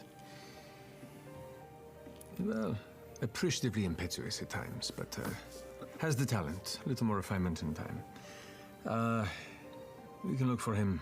I may check in with the Captain Phaedron or maybe the High Ranger and see if there's been any news from the Golden Orchard, as we had to leave the Einfasen establishment before we could receive any word from our families. As he looks to Lady Aranessa, we still have no confirmation as to whether or not. No confirmation. It's morning, so if your message was sent, there is at least that word. But there's Castle Torch, where you will be welcome. The Barrow Guard answers the collective call of the Sundered Houses, but it is first and foremost under the authority of the Revolutionary Council. We will not be, if we were to be slaughtered on appearing at the castle, then indeed the world has gone to madness and there is no safe haven for us if Castle Torch is not. Hey, let's hope for one of three, huh? She It just was fine at my house. 1.5. she looks and says, would you recommend that we go first to Castle Torch, or the Lady Volkshift holds sway here in Gerwin? I don't have bad relationships with Alice, but I certainly... I think I should refrain from having any more diplomatic visits for a while. Taisha, you walk over to a farmhouse where you see a Helvarian goat herd comes out looking up and goes, oh no. Yeah, I'm so sorry. That's exactly what you think is about to happen. Yeah, I'm sorry. Okay, here's what we're gonna do. I'm gonna pay for some amount of those goats, and I promise to bless the other ones to make more goats quickly. You can do this. Druid. Oh, Hi. oh, the giant eagle you have brought is because, you walked the old path. Welcome. Yes. So sorry. He's so hungry. No, it is all right. Just to know it is part of a plan. Oh, you're so sweet. Yes, of course. You can bless with the right of fertility the goats of, well, marvelous. Yes, splendid. For the goat, how many do you think? I'm just, oh God. I'm gonna do like a sort of at that rate and assume he'll go up like 12. let's say 20 and call it a day. There are only 5 goats. 20 goats. All right. Well, I'll have 8 left. He goes, I think for this, the to replace the animals, it would 10 gold pieces suffice? Yes. I'm gonna pull out 12 gold pieces. He looks and says, I'm so sorry. "No, it is all right. Even if the goats prove to be prudish and standoffish, that this will help me at least replenish my herd at market. Thank you. I'm so sorry. I hope that they were a sufficient meal for your great beast." He seems pleased. You see, Altrather sort of finishes this, like, there's still a couple goats left, and Altrather. I can't eat anymore. Okay. Do you have a number for me? He looks and says, 1. Oh, great. Counting. Yeah. And And I am screaming like a red-tailed hawk just across a prairie. he screams. Altradler, have it with his full, looks you and says, "Thank you for not getting sick in the carriage or making too much noise during the ride." Thank you for risking landing in the dark, but making it to the light. Safe journey. Learn to count. Safe journey. Picks his carriage and up back into the sky and begins to fly back towards Riesengirdle. Sweet. I'll trot it out back to the homies, but I am gonna go ahead and put on the wood ring and just try to attune to it as we're Hell yeah. Wait, so was he just holding on to us all night? Or are we connected to him? So if we started to fall asleep, we could just like slip out? You guys did not attach the the fastenings. There were ropes. There were ropes. Good. There were ropes there. We made it. We made it. He's a professional. He's been doing this for hundreds of thousands of years. He's great. What? Yeah. At this point, also, you see that wheeling overhead is a red-tailed hawk. Oh. The whole night? The whole night. Oh my gosh. As you wave to him, you see that Hannon circles down and approaches and lands in the pasture here in the morning and assumes his elven form. Hi. Cousin. Thank you. I spoke with Amida before you made your way across the bridge. I'm sorry that I was not there to help you with the danger you were in. Sorry I shot you a little bit. I understand you had reason to be testy. That's a form you can rely on me to use should I ever come up alongside you while you're not expecting it again. Noted. He looks and says, I wanted to take you this far because you bear many of the relics of the Schöngarten, and furthermore, your persuasiveness last night has led me to believe that this may be one of the most important events unfolding in our world. And rather than remain, I wished to at least accompany you as far as some determination about your safety would be made, rather than simply watching you take to a sky carrier and vanish in the dark Friday night.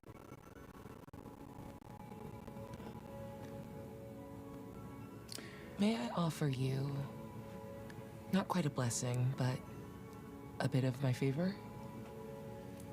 Yes, you may. And I'm going to take out, again, she just has a ton of little piercings, and pulls one out and like heats it in her hand. How do you feel about needles? Neutral, ambiguous. Sweet. And then just trying to be quite quick about it, is just going to pierce one of his elven ears with it. You pierce it. He goes, hot. Okay. And then, without fully casting it to burn the spell slot, I will begin to cast Locate Object. So, in the event that I ever need to find you again. Thank you. You see, he says, I will wear it in good health. He says, I do not claim to be your companion nor in your trust, but I hope that you understand the sense in my position of not letting something this significant simply vanish without aid or help. Yeah, I appreciate it. Thank you. I'll give you your space. And you see that he once again assumes the hawk form and just takes to the wing. What a strange few days. Yeah. Shall we? Yeah. Let's go. My lady.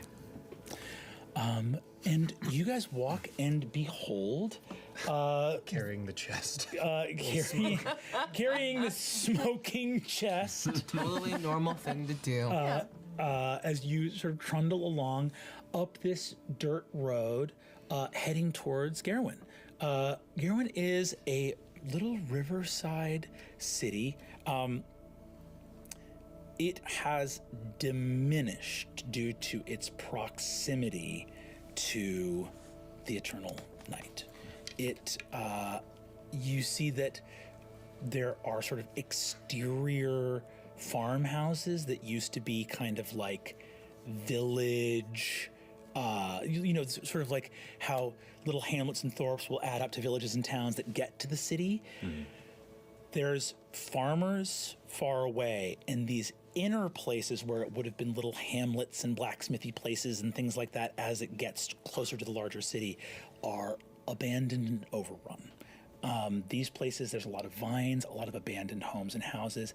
As you get closer to Gerwin, you see that there are wooden palisades, some larger stone structures, and basically that the city has ceded this middle territory of we either need you out farming where farming is happening or come all the way into the center of the city. And as you see some of these palisades, you see that many of them do have places for being manned and that they face towards the east, towards the Eternal Night. As we're walking, can you hold that for a minute?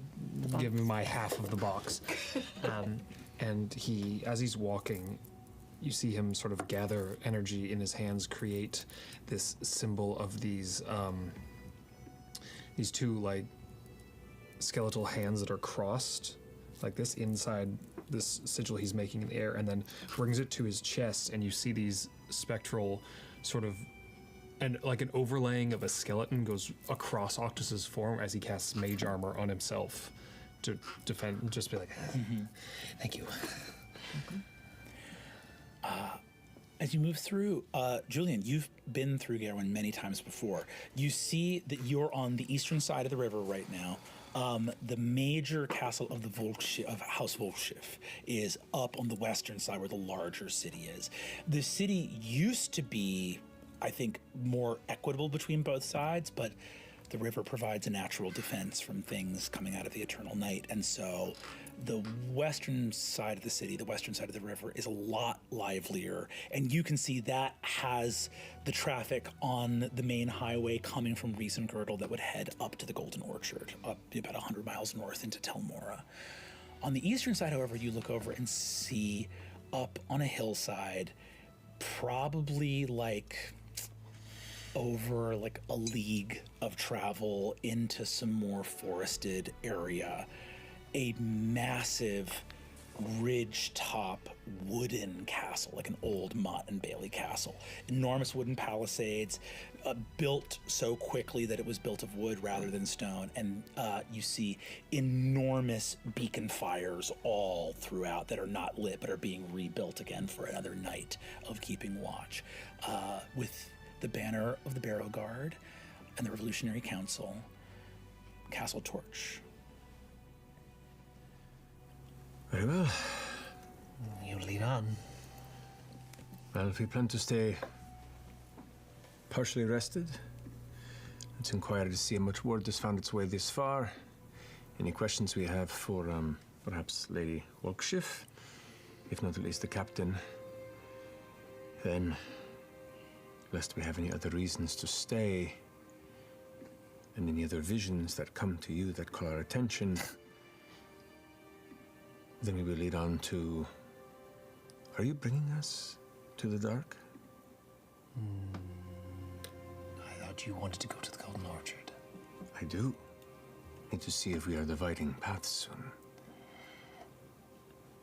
I mean, what do you think? I mean, if we don't find Aligar here, we'll have to make other plans. I think we have to accomplish this first before we know where we're going. Eventually, I will end up probably having to go to the dark, but... Let's ask. Let's see if we can find your son, huh? Thank you. Lady? You guys head, and where are you guys steering? Are you steering in the direction of Castle Torch? Are you headed to Garwin? Or are you headed, you see this road, by the way, Taisha, you know, goes to Castle Torch and then passes beyond that towards the Eternal Night, which you would actually know is the Shadowlight Waypoint. That was the place that you came through here, what, 2 weeks ago? God, yeah. I think, yeah, I'm naturally veering towards Castle Torch. I'm already on that path as well. Sweet. You guys ride up, and as you ride, you see Araneth looks to you and says, should we display colors here or no? We must. You will be known here. I think if cautiously, and if we are met with any sort of strangeness or resistance, then there is no safe haven beyond our very own borders. There has to be a place that we can call friends. She says, that cannot all be lost. And you see that she waves her hand, and behind her, a trail of motes of golden light and flapping golden moths appears as you guys come up. So there's sort of the upper keep palisaded, but that also connects on a long bridge down to this even larger palisaded courtyard with multiple buildings in it. Ramparts, palisades. Taisha and Octus, you passed by here a few weeks ago, and Taisha, I'll ask, knowing that Aligar was stationed here a couple weeks ago, did you see him on your way to Venatus and on your way back? I think there was one meeting. Like, he was probably out doing something on the secondary, like the second pass through. But yeah, especially in a world where you were able to disguise yourself as someone close to Octus, so I think you've met him before too. Yeah, I was close to Aligar, yeah. Yeah, or sorry, close to Aligar. I confused my sons. Yeah, so I think we saw him maybe on the way out. Cool. And didn't catch him on the way back. Didn't catch him on the way back. I think he probably was out ranging at that point. He was out, like doing his job, doing the job of the Barrow Guard. And we were hustling back trying to get to Thiazi, so we couldn't wait around. Exactly. You guys approach. As you approach, the gate opens, and sort of standing there, you see, walking out of the gate, a very tall, very broad-shouldered, very handsome half-orc that you don't recognize, but actually, Julian, you realize is going to be a little bit funny here, given your adventures in recent Girdle. One of your fellow Lord Knights of Castle Torch, tasked with the training of these troops, a massive half-orc knight, Sir Tonveld Kösingblad. Tonveld looks out and says, Davinos, you have come back in one piece! Kösingblad, it has been a very interesting time indeed. Much stories to tell and much stories to swap. And I go up and kind of clasp a hand together. He brings you in and gives you kind of a hard but a little bit wet kiss on the cheek. And he goes, this one, it is good to see you. And with the magnanimous Lady Aranessa Royce. You see, he bows deeply. And, one who walks the old path, and the mother of one of the greatest drinkers our barracks has ever known. The what? No, I didn't say that. The what? Where is my son? I said he was a talented soldier. I'll kill you. It was, Give me my son now. he turns to look and goes, he is, much to my shame and to his great fortune, in the barrel dell. What has sent him into the shadows? This is an order came down from Captain Luca not long. Actually, while they were in Venatus, when they were in the Eternal Night themselves, your son was sent with the head ranger, Biesa, Kagrikovlek. She had taken him off. Kagrikovlek, all right. Drinker? You know this about me. I expect you to teach him sword fighting. I do. I teach him many things. What other things have you taught my son?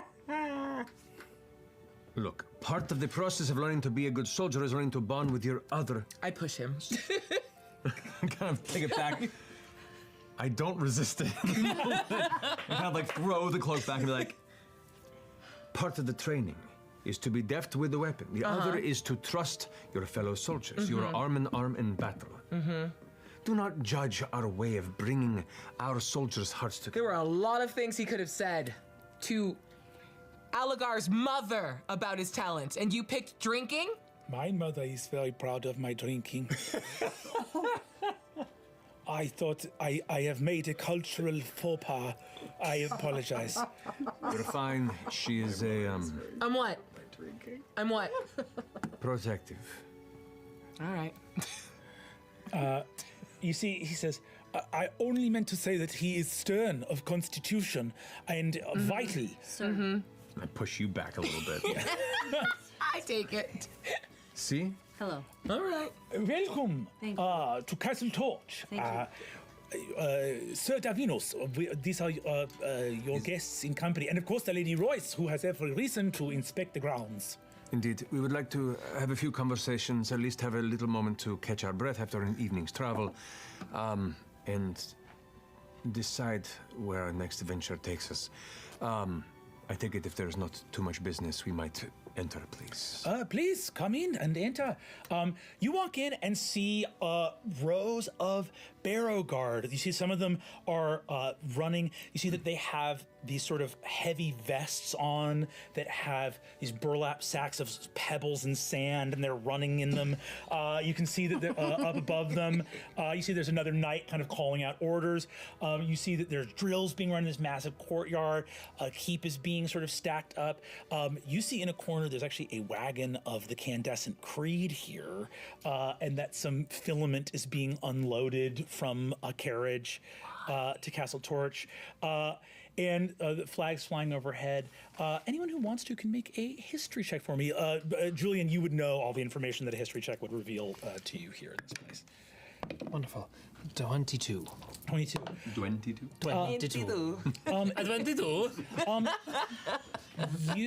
You look out here and see Octus, the Barrow Guard. The probably like 80% of the soldiers you see here are human, orcish, and dwarven. There are some small folk here, like, gnomes and such like that, and sort of a handful of beast folk as well. It is a very interdisciplinary, international gathering because it is made to address the issue of the Barrow Dells. What separates this from a lot of more ancient or more storied institutions is the Barrow Guard is relatively recent, and it is relatively a-religious, meaning it is not too stewarded by druidic orders. The Barrow Guard is basically like the world of mortals' strength of arms and will to like keep out what lurks within the Barrow Dells that perhaps a few decades ago, as we heard Amida say, the hope might have been that within a generation, the Barrow Dells would be dispelled, the land would be uncursed and healed. And so the Barrow Guard has been a great project of the Sundered Houses with the Revolutionary Council, and represents the pride of strength and military might of the assembled peoples of Ahriman to resist the monstrous things that lurk within these Barrow Dells, where the gods fell and cursed the land. But it also represents, sadly, a lot of effort that no longer believes in the promise of the Druids to heal the land. And I wonder how much of that is on Taisha's face, as this is where her son has come to serve. Taisha's definitely very clearly displacing a lot of anxiety into bickering with Julian. Julian at this point too is like keeping note of the various contingents of training soldiers as they go by. Like when he's acknowledged in passing and a few, recognition or looks of recognition pass, kind of gives a nod. Sees one of the kind of training elite soldiers and kind of glance over him. Vendala, it's been a minute. How are you doing?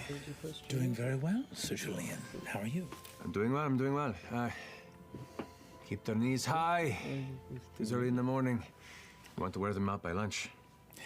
She nods and says, we'll try to get them as tired out as we can, but then again, without you here, they've all gotten a good night's sleep. Please let me insight check that. Yeah. Please, I beg of you. I kind of give a sly grin and say, that makes one of us. She says, I don't need to insight check that. I get it now. She says, I'm a little too rested. Octus can't blush anymore, so you just see him kind of go. As she walks in, you see, walking past, you see Aranessa takes your arm, Taisha, and goes, what the hell is going on? We're paying for all this. Your Baron, yeah, this is just an example of your Baron making a fuck castle. She looks and says, it is not a fuck castle, it is a shield of the world of mortals against the darkness without. I'm so sorry, is this a fuck castle? Is that what you said? Yeah, That sounds I'm wonderful. sorry, my lady Felix. I've been to a fuck castle before. As you walk Strap across in. the courtyard, you're approaching the central gatehouse that goes across this massive bridge that goes to the upper keep, basically spanning these like two hills on this ridge top side by side. So this bridge is basically like, if the worst were to come to it, this bridge could be like intentionally destroyed and just drop in between these two hills to leave this central keep up on this very, very steep hilltop. Looking at the approach to this gatehouse, anyone who wants to give me skill checks as you're trying to get a lay of the land in here, perception, insight, whatever you'd want to do. Walking over to you, you look over and see, approaching from that Candescent Creed wagon, Julian, Sir Castly Neural approaches, and you can see that he has some glowing tattoos on his wrist in filament as he approaches and goes, Sir Julian. So Neural. It's good to see you. I take it you've returned from the business of the funeral. Yes, it has been a complicated number of days. I see you are bringing quite a shipment of filament into the castle.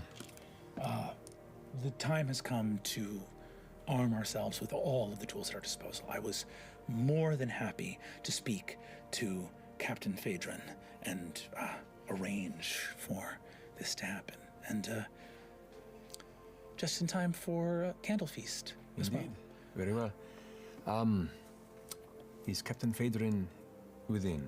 Yes, in the High Keep. And it is a pleasure to have you back here once more. What are people rolling? Perception 18. Just general. I'm just looking around and seeing what I see. And As the gate closes behind you, the red-tailed hawk overhead peels off towards the Shadowlight waypoint. on an 18 as well. I think you just see like a busy castle that doesn't appear overwhelmingly. I think after so much running and harrowingness, the fact that you guys are just visiting as companions of a lady of a sundered house couldn't be more normal. Yeah, and Right. I'm also keeping an eye to see if anyone's giving me any strange looks, seeing as we did just encounter people who take the appearance of others, and anyone paying special attention to me in a way that is suspicious and not just, oh, new people are here. I think on an 18 perception, you don't see anyone looking at you weird. And also, without any like really visible insignia, no one's really clocking you as a Taconis right here. This, like, you also see too, Julian, by virtue of his last name, is one of the like commanders of this garrison. Call it over 95% of the people in this place are commoners. The Barrow Guard is from the common folk of the land, right? This is people that heard the call and have come to do what they think is right, protect the lands. The reason you see that there's mostly orcs, dwarves, and humans here is because the places that are affected by the Eternal Night are like the lands of dwarves and humans, and there are a lot of orcs in Kahad that would want to come here and help, that maybe don't have a predilection. If you think about all the orcs that don't have, like, to put it bluntly, the wisdom to be a druid or the charisma to be a paladin, there are a lot of people that still want to help. Yeah. Okay. Bayless. I was doing a perception check because I wanted to see where Hannon was. What did you get on your I perception? got a 15. 15. You see the hawk.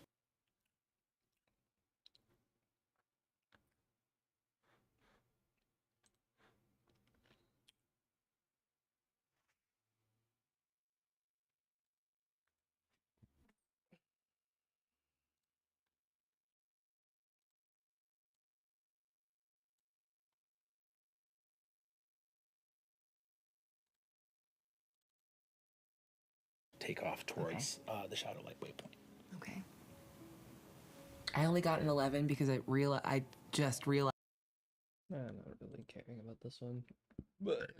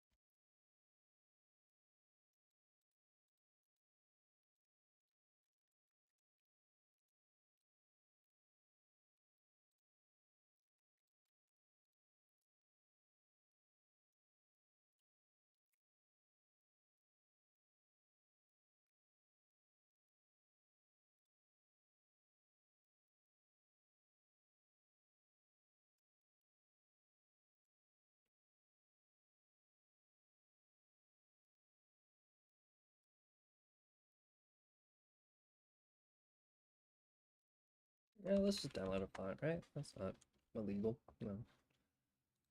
Um,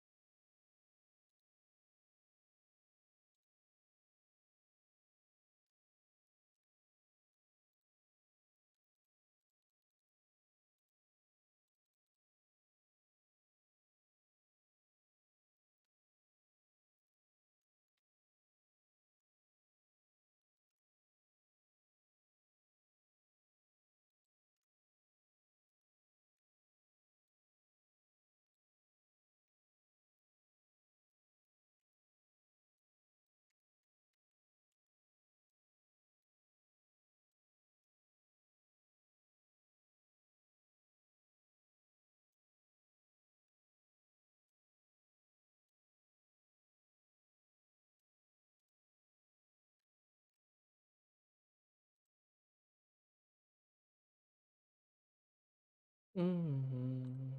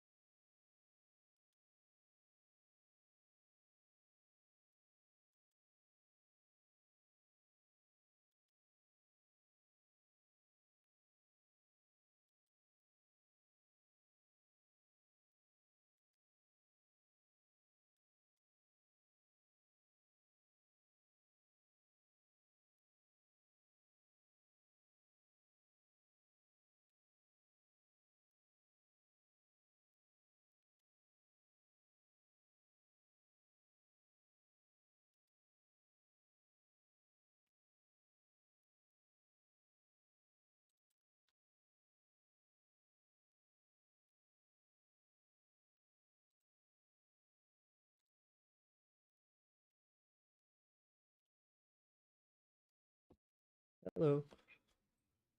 How's it going? Nice. Yeah, I'll show you what I got. Um,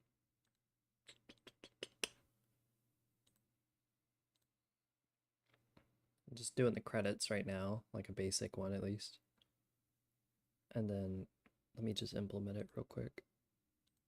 So it is pretty cool, like how much we can change. I've only been working on one room right now, just kind of mostly testing and getting some assets in place. Uh, but yeah, hold on.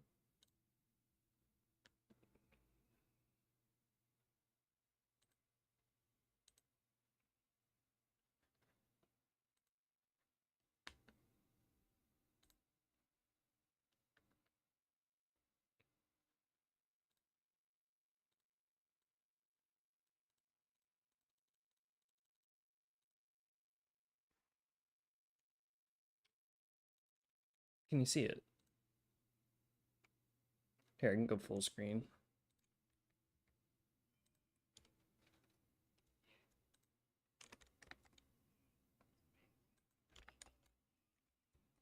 Yeah, I was just working on that. I was trying to make it like clouds and then it turned into water, so I figured I'd make it like that, like transition. Oh, and I have the little guy too. I made him slow. Yeah. This is supposed to be an island, and he's also an island that goes around it. And in the painting, let's see if I can find him. Like, that's the island there on the bottom.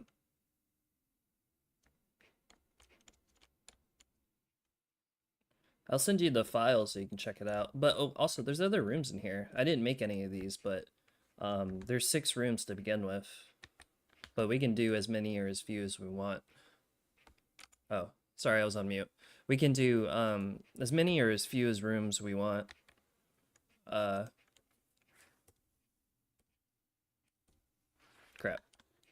I'm like inside and outside the window. Hold on.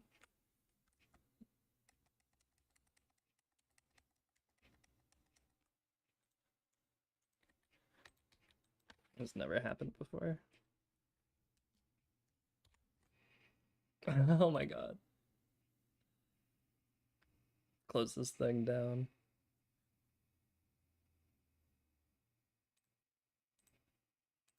Jesus Christ. Okay. That was weird. But anyways, yeah, so there's already 6 rooms in there. They're all default at the moment, but yeah, I was gonna add these guys in the middle instead. But I don't know why this one wasn't turning transparent, but this one was transparent. Strange.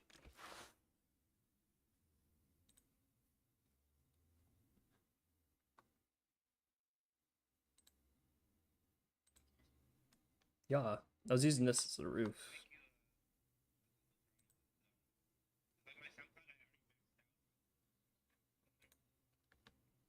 Okay. Yeah, we'll just share a drive. If there's art that you want to have like in your own room, I can add it in here so you can have a room or two too. For sure. Okay. Yeah, that one you sent me in the DMs, I figured maybe that could be a cool wall texture, but whatever you want to do, just let me know. We got plenty of time. Let's see how much time we got. 14 hours and 22 minutes. A little bit more time than that, but that's the timer I set. But yeah, there's even more like customization. There's like fog we can add. Oh, we can change the height of the room. I didn't notice that. And also all the all the walls don't have to be the same texture as well.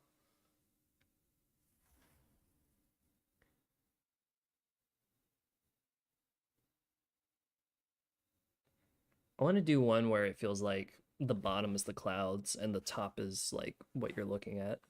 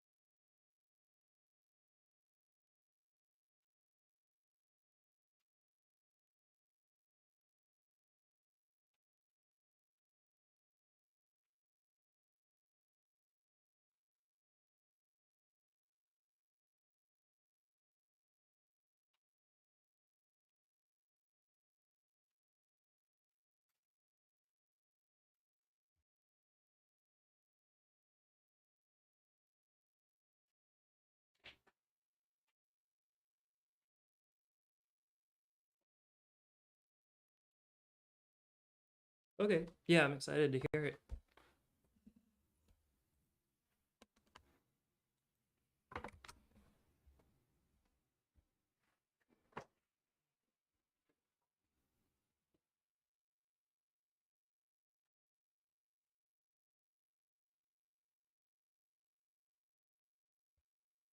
Also, I don't know if I said this, but thank you for joining me last minute on this.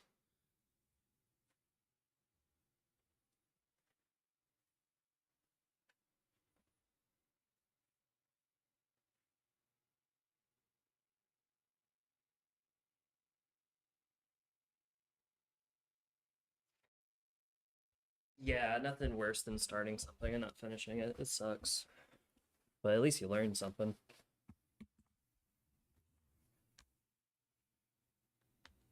That's good, that's good.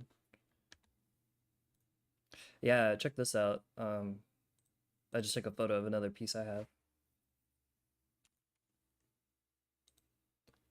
It's gonna be crazy on the wall. Yeah, exactly.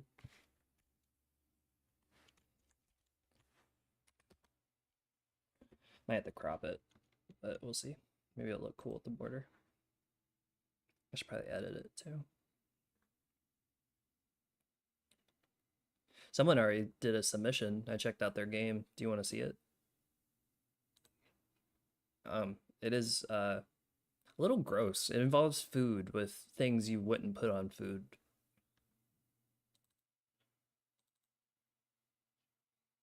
Yeah, and they're the first to submit. I'm sure there's more now. I haven't checked yet, but I like to not go full screen.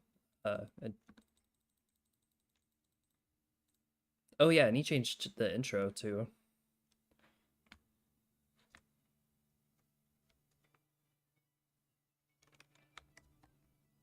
One sec. Ah. No. That was a little one. Crap, I did the glitch again. I'm sorry. Hold on. Watch your ears. I keep trying to tab out, but I'm like messing with it in a way that it shouldn't be messed with, I suppose.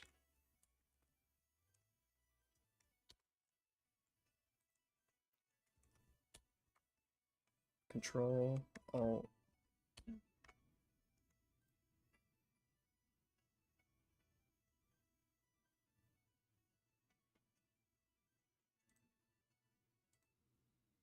There's way more rooms, but I wanted to turn off the music I was listening to.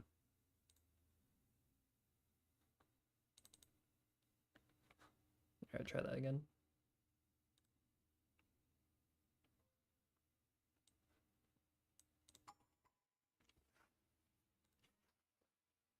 And there's only one night, I noticed. I don't know what the idea is. Maybe it's supposed to be only one night. Or maybe the nights act as like folders in a way. God, that's loud. Hold on. Turn that down.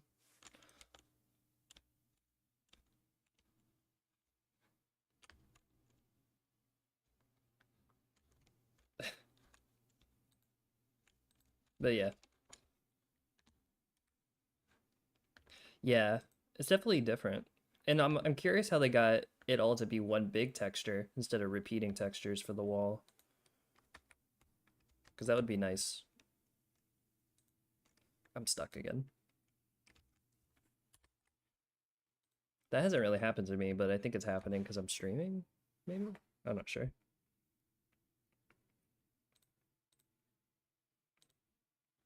But whatever.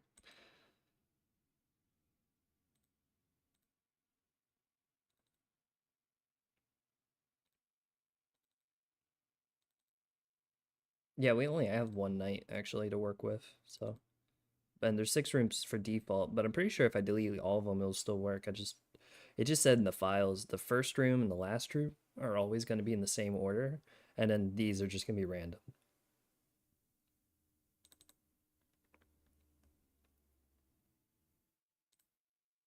Yeah, and then the rest is soup, I suppose. At least It's how it was written. I'm not actually sure because looking at this, it says room 6. This is car crash one, but I've had this one be like my second room before. Unless it's just a duplicate. Hold on. Yeah. Anyways. At the very least, I know the first one should be always the first one. And we can change the title too, which I think is pretty cool.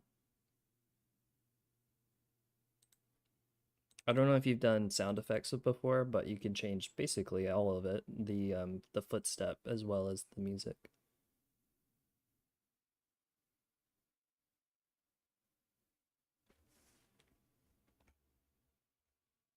If you want to reuse some, you could, but the normal one sounds pretty good to me. Okay. Trying to listen to it real quick, but it's probably just better in game. Yeah. Okay.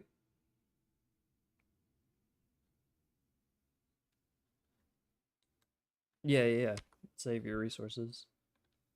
You remember in the soup game you could like interact with stuff, but nothing was happening? Apparently, when you look at the object in the middle, it can give you a pop-up. You don't even need to click on it, you just like look at it. And so, apparently that's what the interact is. On the one I got going, I just put a little like logo that pops up when you look at it.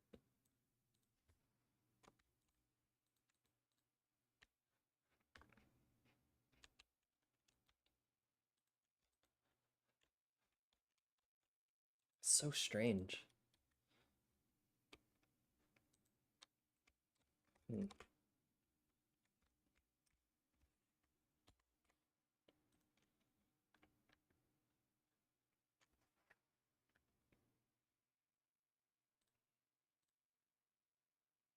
Yeah, very different than what I thought it was originally. I really did think it was just one room and then everyone else added a room to it and it was just one giant soup. Which I guess it technically could be if you like stitch together everyone's rooms, which would be pretty cool.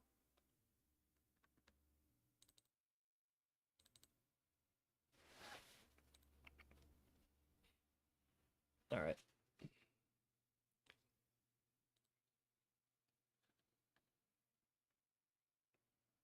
Yeah. Yeah, it's set to a loop in the game.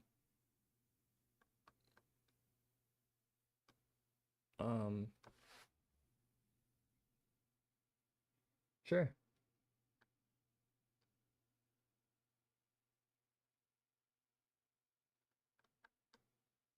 Trying to read about that one moment. Yeah, the only thing, well, it just needs to be MP3, which I'm sure is easy. And then, yeah, it says it loops inside the room. All the other sound effects are already in here, but just to let you know what else we're working with, there is a warp sound effect when you're walking into a new room. And then there's a splash sound effect, like splash 1, splash 2, which are brief sounds that accompany those splash images. I think they're talking about you can have images pop up in between different like nights, which I don't think we need to worry about. And that's, yeah, and then there's main music audio, which can be loop. But again, it's fine. We can just be with the default. I honestly don't really see a point in making the beginning really cool unless we're already done with all the rooms. That's just extra in my opinion. But it's good to know.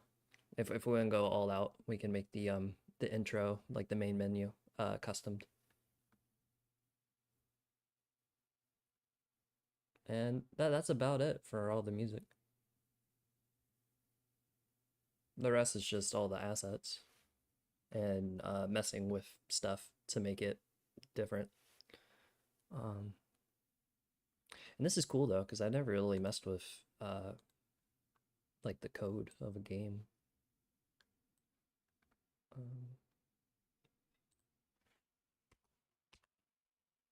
Yeah, I could show you it real quick because I think it's pretty intuitive. I just changed the texture sprite, so now it should only be one big picture, hopefully.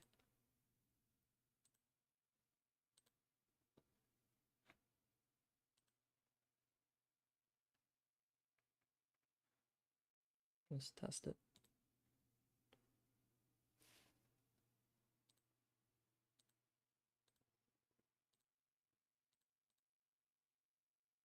Oh, no, it's the same. Definitely taking a lot of trial and error.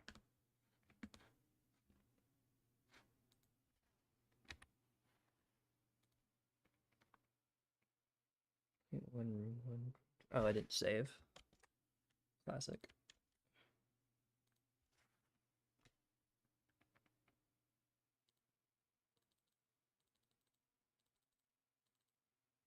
Yeah. That's more like it.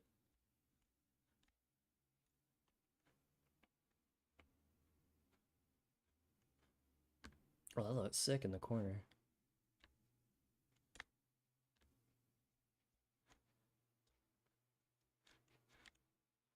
I wish I could look all the way up though. Maybe there's a setting for that. I gotta work on those credits. They don't look that good.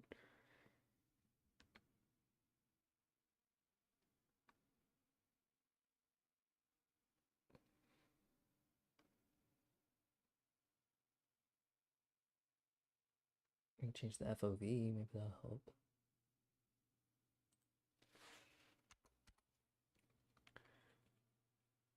$120, sure. Whoops. And let's go to speed 2, why not? Save.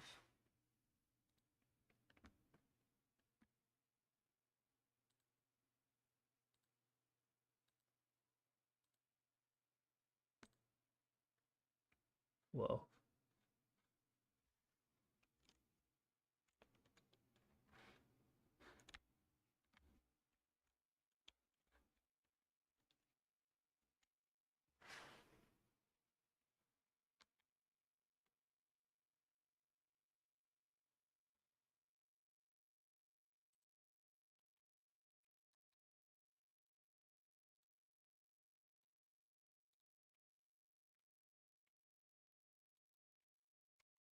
Okay, great. One moment.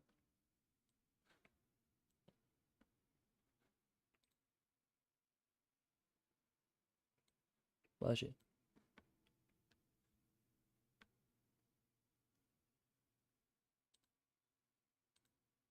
You said you made these like yesterday or the day before?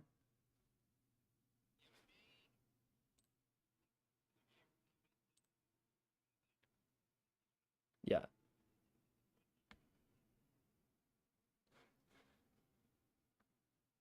Ooh. The skeleton version mean like, I don't know, the first version? Interesting.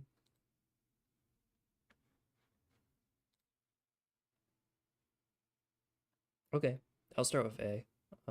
Just one moment.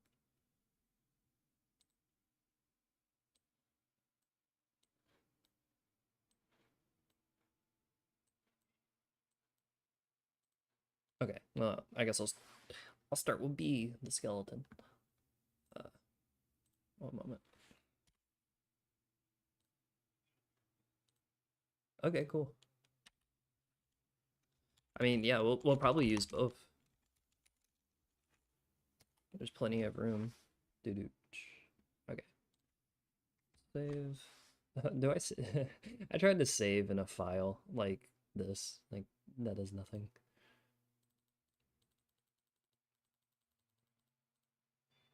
Oh, yeah.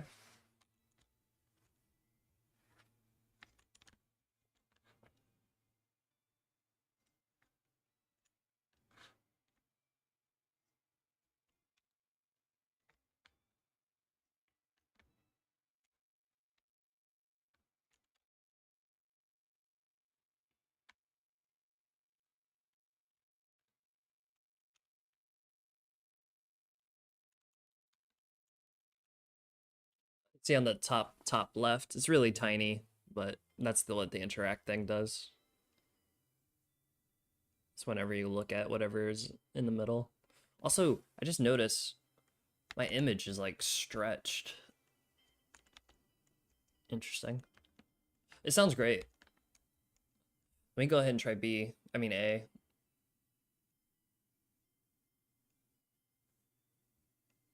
I had a feeling it was gonna keep going. Hell yeah.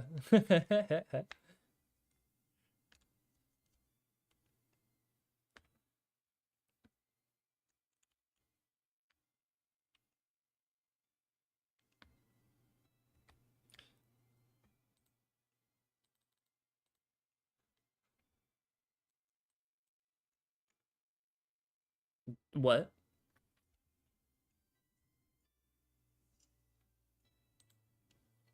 Mm. Sorry, it was hard to hear you.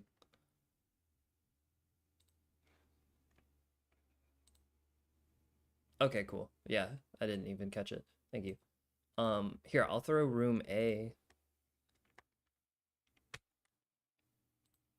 Well, never mind. I was gonna put it in a different room, but since it's random, I don't want to keep looking for it just to hear it. I'll just swap it real quick.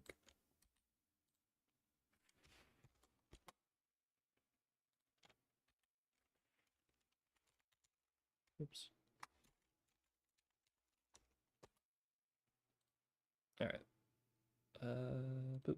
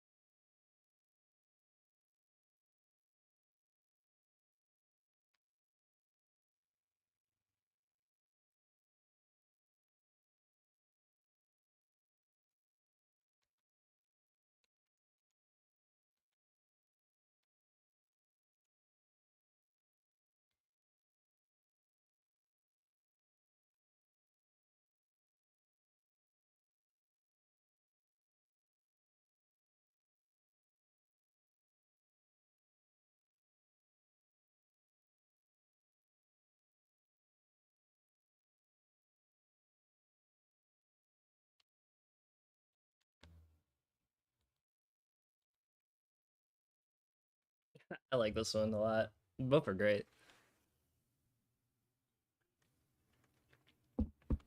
This background chanting gives me Temple of Time vibe, which I'm all about.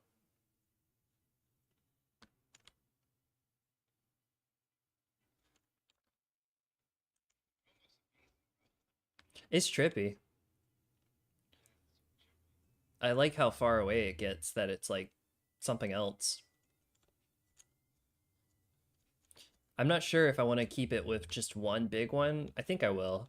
Or try the tiles again. I'll probably just experiment a little bit more. But I like it big just so you can really look at it.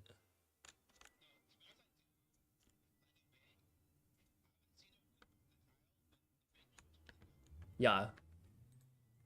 I suppose we can always reuse assets to test them all out in one go. That might be the smart way to do it. But awesome, man. Great work. We'll definitely use both. I don't even think you had to go that hard, like especially the duration, but I appreciate it a lot. All right. Let's I'm gonna edit some photos and get them ready for more walls and just keep testing. Basically now it's just experimentation, and then I guess in like 5 hours or so I'll start trying to, you know, clean it up. And then we'll see how many we could do. Yeah. Yeah, please keep them coming. I'll try to use as many as you have made, but don't stress over it. You know, like I think if we do more than 4, I'm gonna be honestly really happy. And I'm already happy with just 1, to be clear. It's just cool to make something.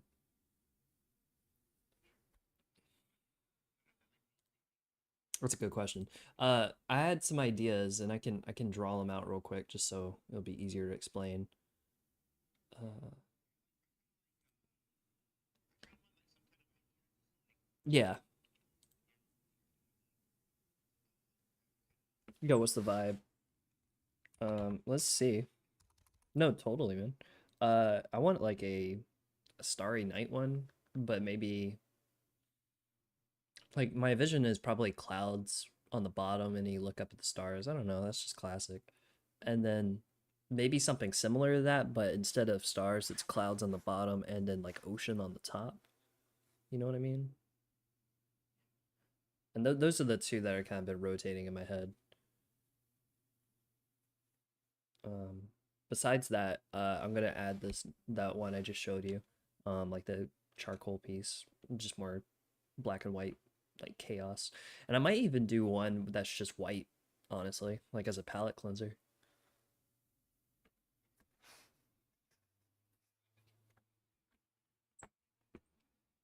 Sure. Yeah. Hey, do you want me to send these photos to you or anywhere, or do you just kind of? Okay, cool. Sure. Okay, bet. Yeah, I'll go ahead and make some of the wall pieces first, and I feel like that would probably be pretty helpful. Where is... I have so many things open. Okay.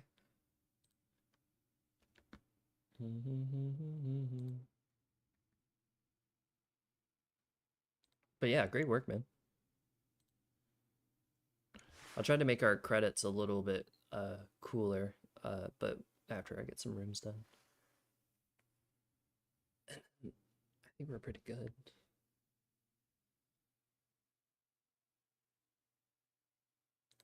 All right, let's see here.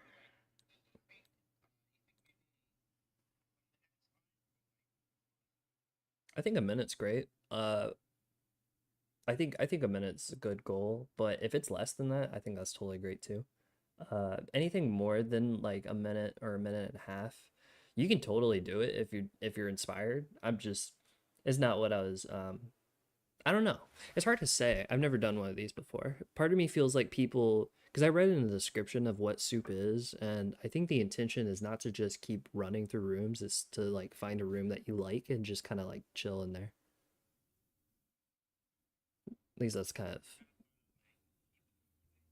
yeah, like have them look at stuff and just kind of get lost in it. And the music is a big part because it definitely, like that track A one where it started off as something and then it just kept going and then evolved to something else. I mean, that's normal for music, but when you're already looking at something cool and trying to digest it and then the music changes on you, I feel like that would just make them want to stay longer for sure, just to get the full experience. I definitely find myself doing that a lot in other video games, like not progressing, just trying to just soak it in. Oh, you know what's a good inspiration? And I'm gonna try to copy this because I love this. Have you ever heard of the game Hat in Time? It's a good it's a 3D platformer game like Mario. And there's this bonus stage where you're underwater with a bunch of hold on, I'll just show you an image or something.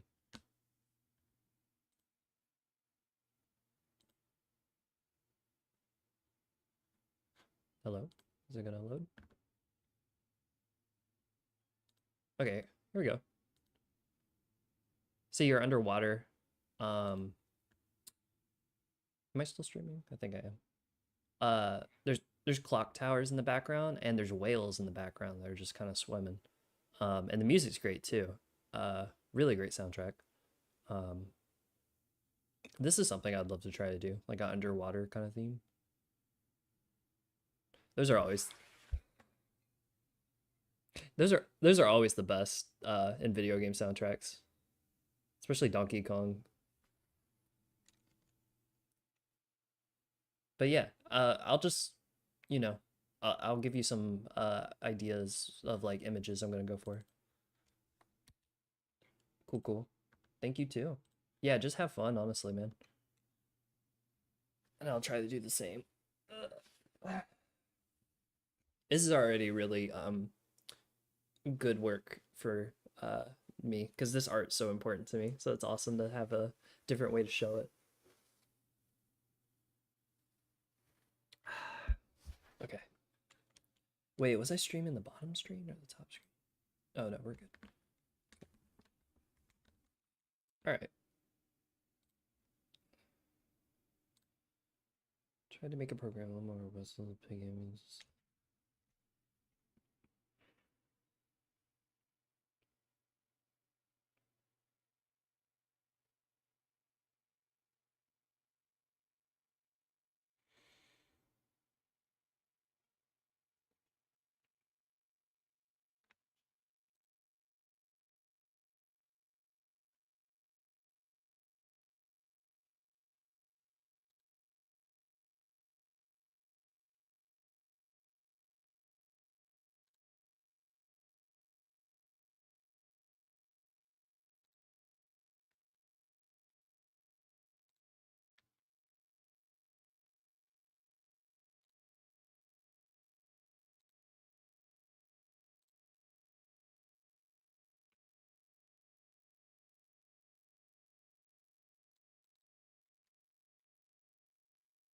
Yeah, just cool.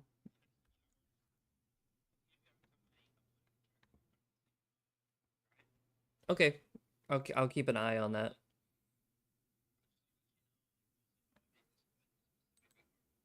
Oh, all right, awesome.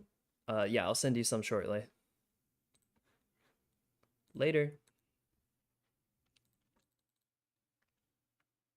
Yeah, this is so exciting.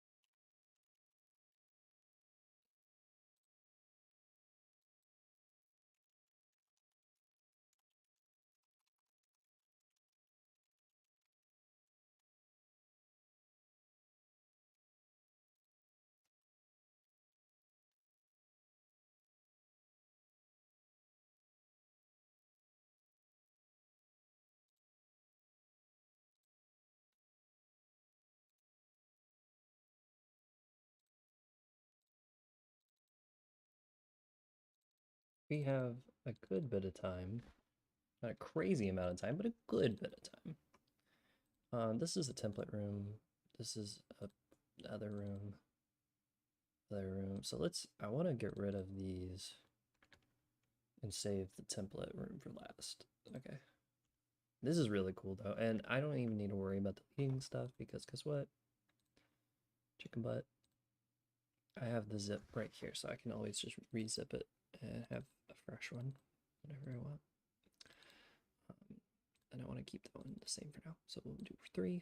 Let's go ahead and what are we doing? We're doing the wall, the floor. That's interesting. I gotta check that out. Let's do the car one. I don't know this one. Okay. So we're going to do the wall first. Paste. We're gonna delete. And then we're gonna wall. Okay. And then we're gonna get rid of the layer. I don't like the layer.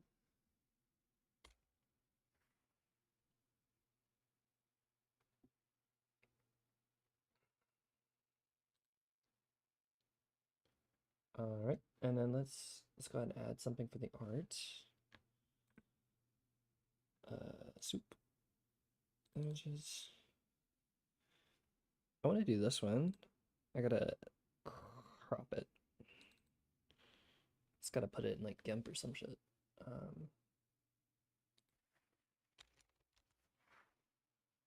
I can use this in yours.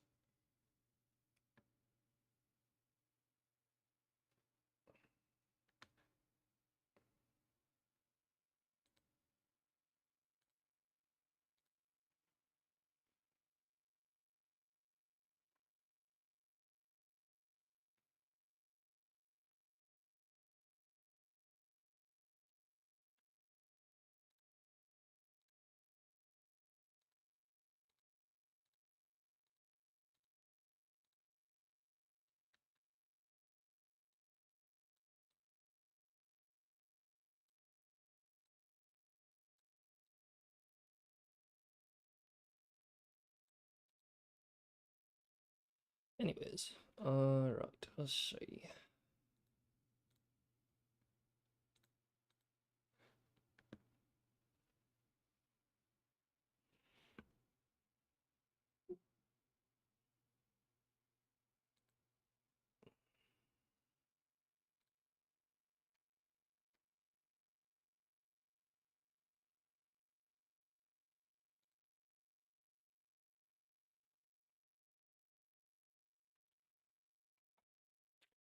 I'm like not tired but tired at the same time. It's an interesting mix.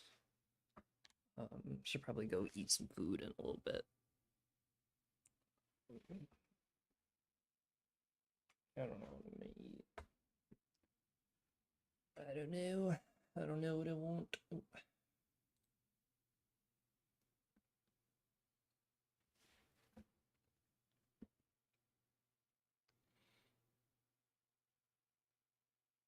I feel like the FOV is a little big. We can go 90.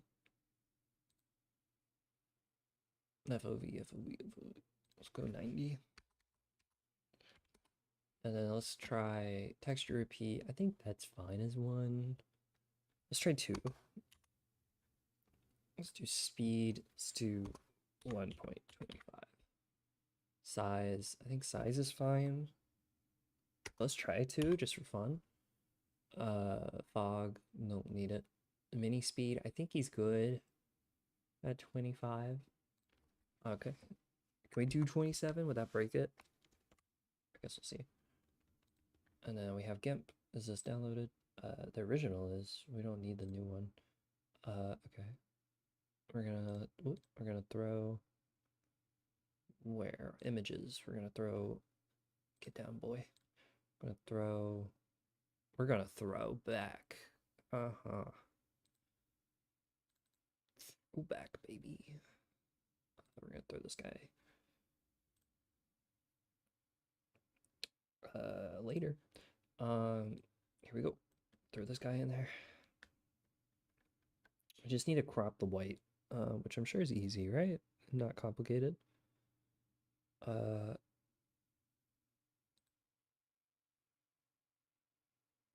probably just need a lasso.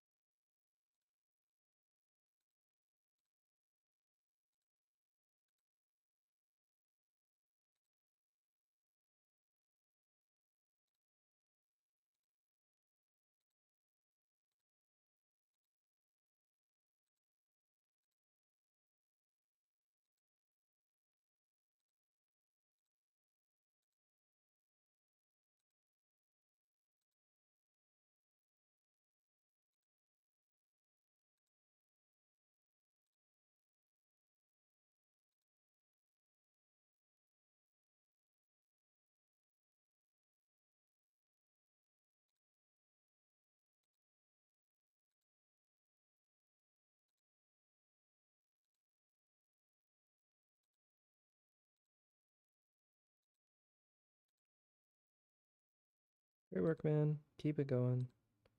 Have fun. Just have fun, and I will do the same. So this deletes the inside. If I hit Control I, and then delete, we're good. And then how do I deselect? You don't even need to, bro. Just hit I again. Then we're gonna go ahead and hit export. And then we're gonna put it in our images page. Sure, why not? We're gonna name it Cody and Skull. And there is a JPEG. Let's change that to a PNG. And then export. And then I want to keep background if that's possible. Let's just see how this works. Boop. We're gonna go ahead and check it out, see if it worked. Where do I look for this? Somewhere in here, somewhere in here. Oh, there it is. Oh, it's a purple background. I don't hate that. I think that's actually kind of cool. Copy. This is probably not going to work for transparency, but let's just throw it in. Room 2. Wait, we're not doing room 2 yet. We're doing room 6. Yeah, we're going to delete art. We're going to throw in, whoops, we're going to throw in art. Title that shit. And change that. Do you think capitalized PNG versus uncapitalized PNG makes a difference? Because I don't think it does. Oh, I'm gonna save this. And we're going into room 6. Let's go ahead and change room 6. We can make the repeating textures is at 2. Let's try 3 for fun. Room height. What's the max? Room height is 350 is the max. Let's try 350. Oh, that's already what it's at, isn't it? Room 6. No, it's actually lower. The rest are at max. Okay. Let's just keep it at where it is then. Why not? FOV is 25. That's really low. Let's change that to 90. Or maybe let's do 60. 64. Let's be funny. Speed, let's go to 1.25. Size 0.75. Okay, let's add a mini. Oh, there's fog. How does this work? Fog, there's a color.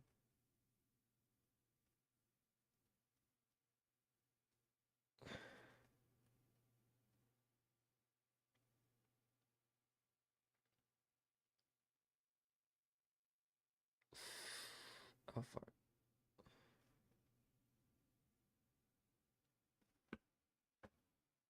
Oh, there's no fog. Okay. Let's just give it a whirl.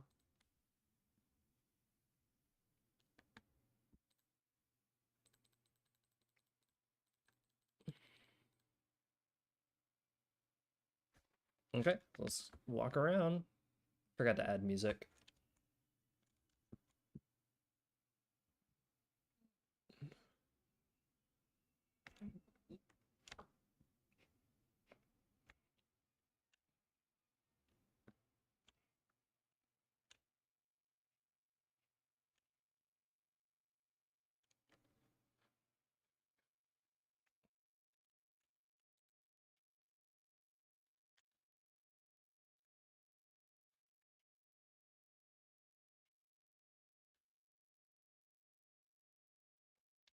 This is crazy.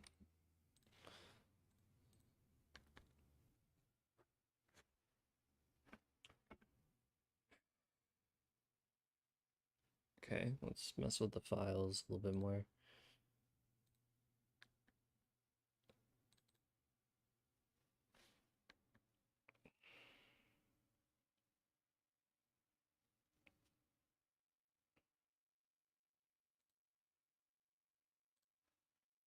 Creepy.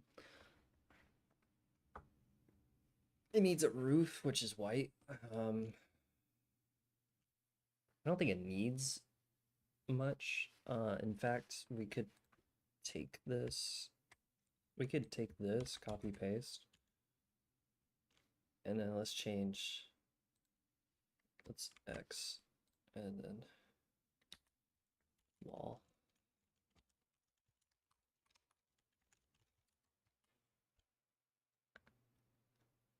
And let's go to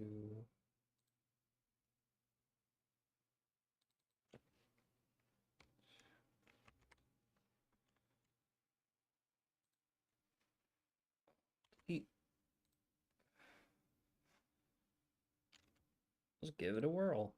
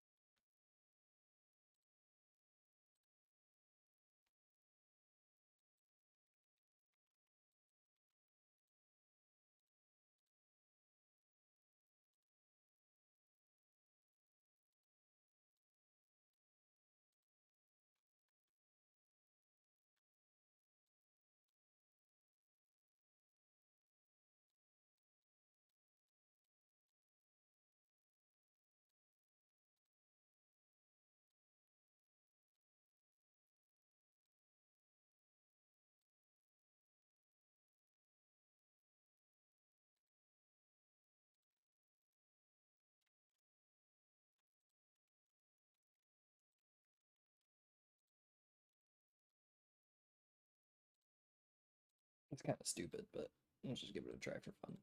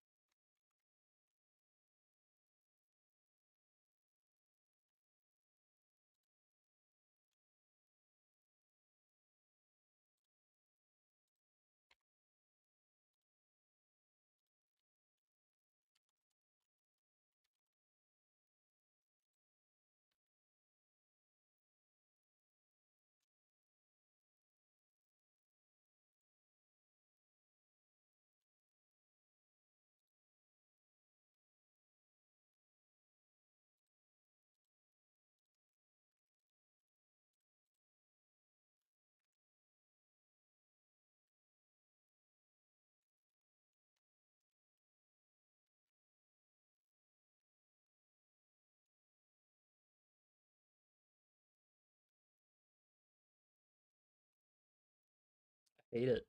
It's actually terrifying as fuck.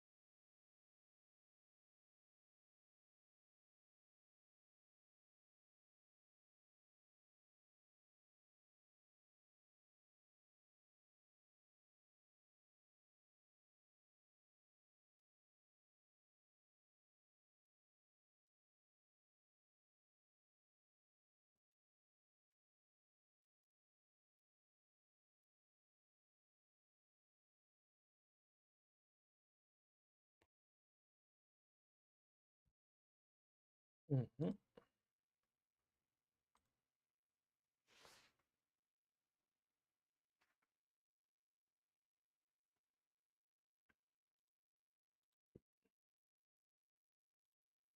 take a PS break real quick.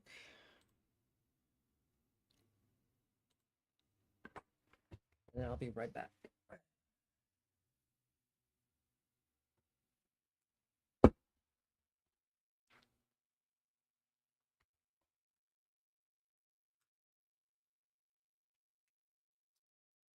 Can't leave without my music.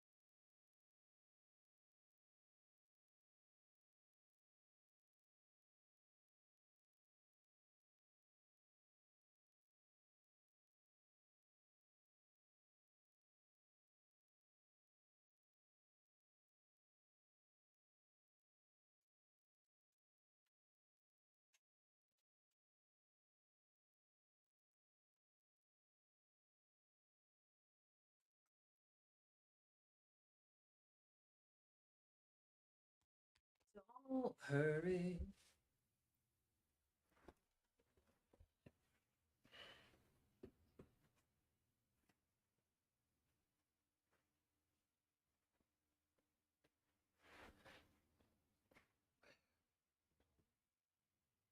Isn't he a bit like you and me?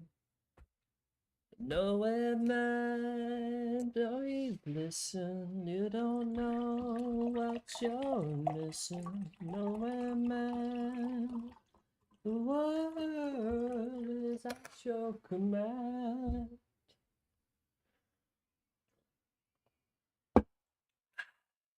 Sitting in his, drinking of his, for nobody.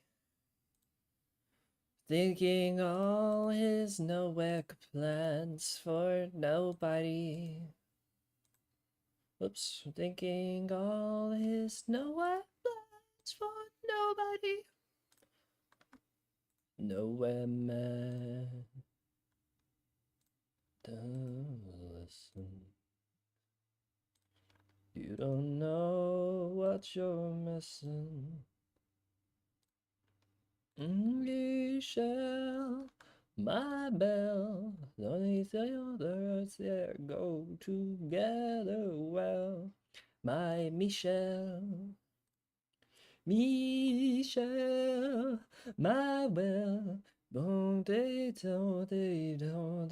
dansent, meeting ensemble. I love you, I love you, I love you. That's all I really will say. But I'll find a way. I'll say to you only words I know that you'll understand. Michelle, my belle, I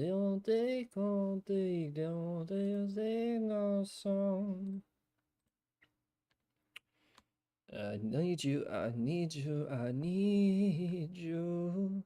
I need you, make you see what you mean to me. Until I do, I'm hoping you will know what I mean. I love you.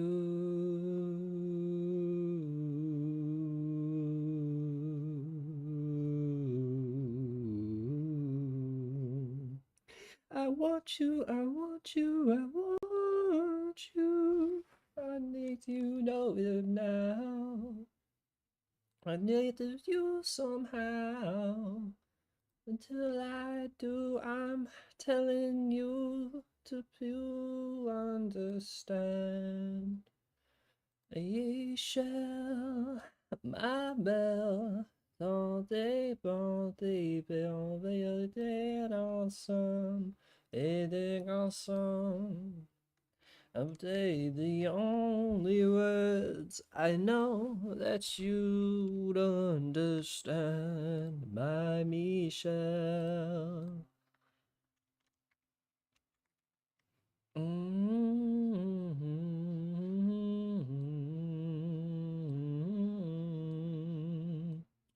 Michelle, ma belle, don't go together.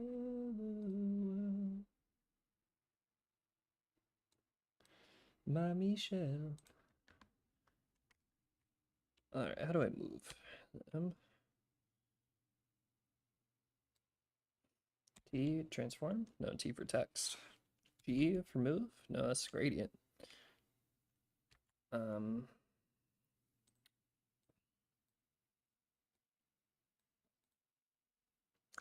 Control T? Shift T? Shift T. Oh, look at that. Transform. But I need to just shrink it. I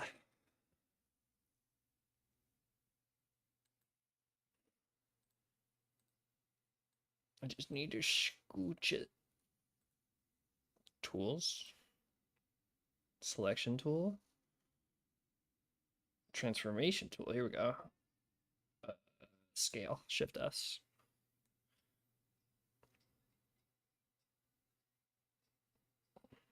Man.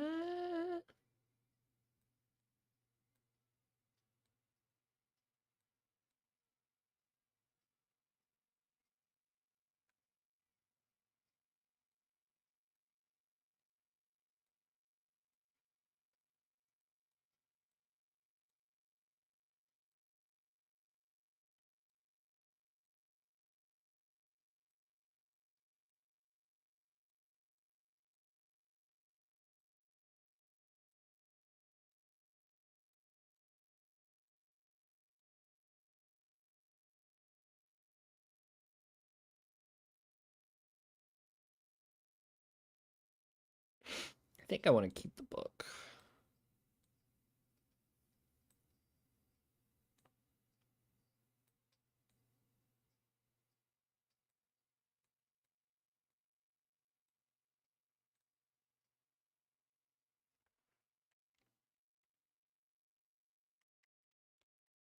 Yeah, funny. I'm mad. I wish I could see you.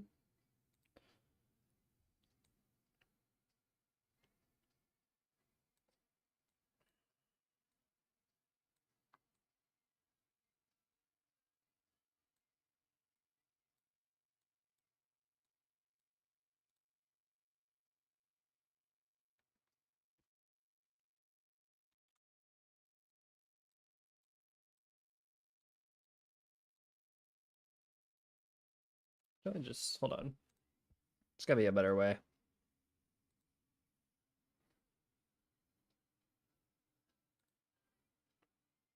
Let the children listen.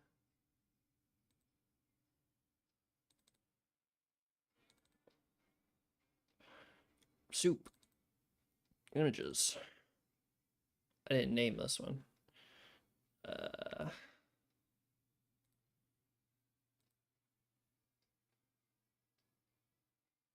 905. Let's see. There it is.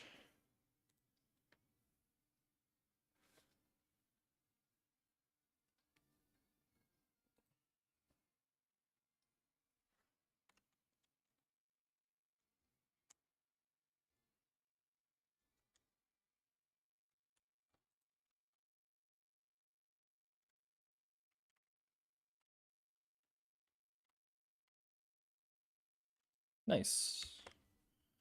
I just skadoosh it, you know?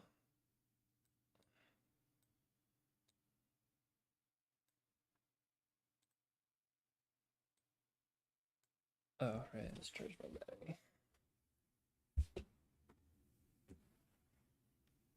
When you're a stranger.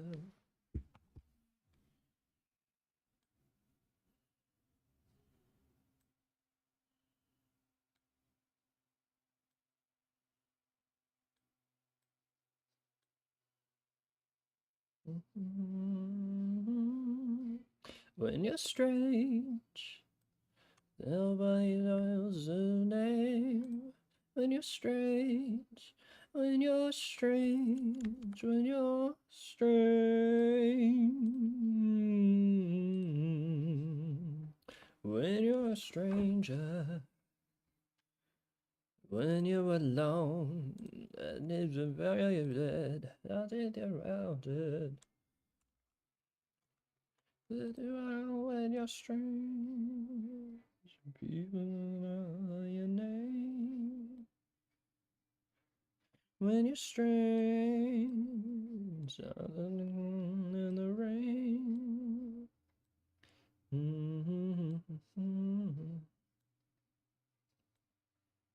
I like this crop. This is a nice crop.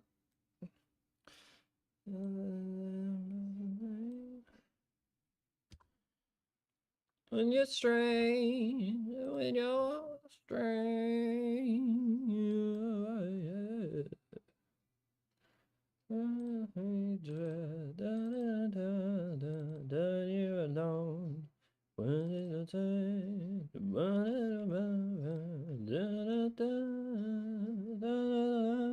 you're strange, when you're strange.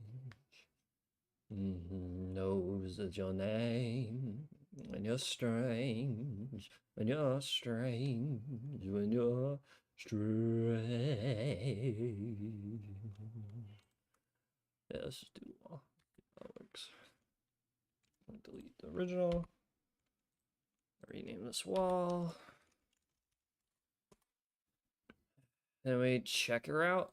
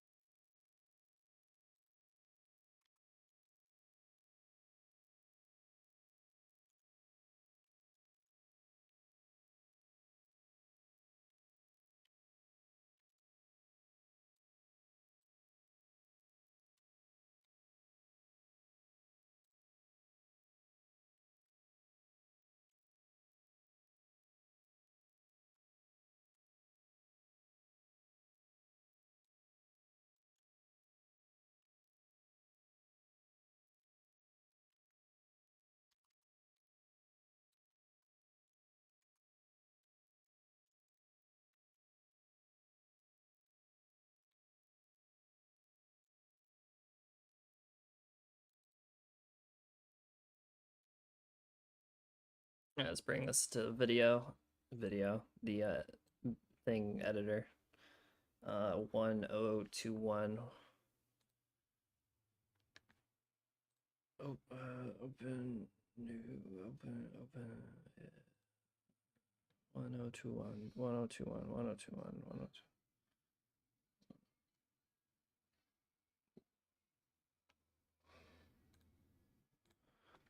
And I was younger, so much younger than today. I never needed anybody's help in any way.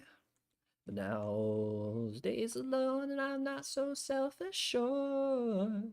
I'm fine, I changed my mind, I open up the door. Help me if you can, I'm feeling down. And I do appreciate you feeling round. Help me get my feet back on the ground. Won't you please help me? Now I'm death is strange in all so many ways. And independence seems to vanish in the haze. Then I feel so insecure. I've life changed my life I've never done before. Bow, bow, bow. Bow, bow, bow. Won't you please, please help me? Whoops. Now that there was a that I needed help in any way. Now, whoops. Gone. Now that I'm fine. Open up the door. Lift it up I can. I'm feeling down. And I do appreciate you.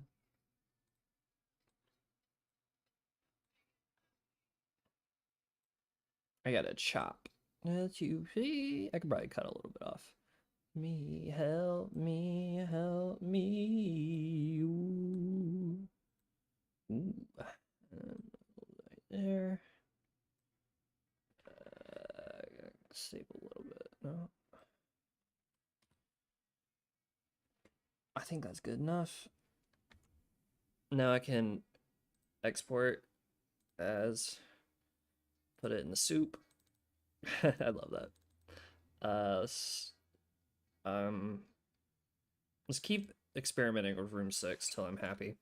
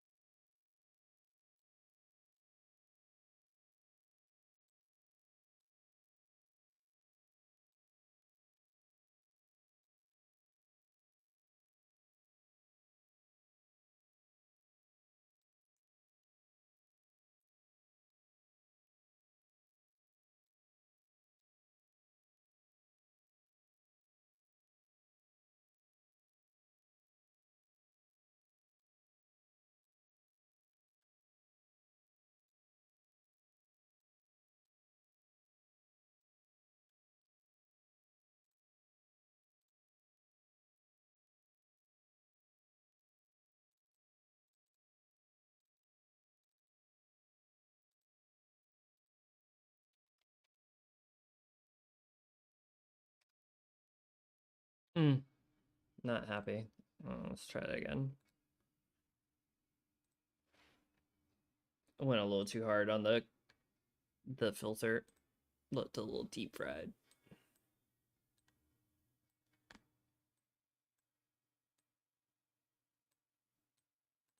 Excuse me. What I like the most is probably sharp. Sharp this.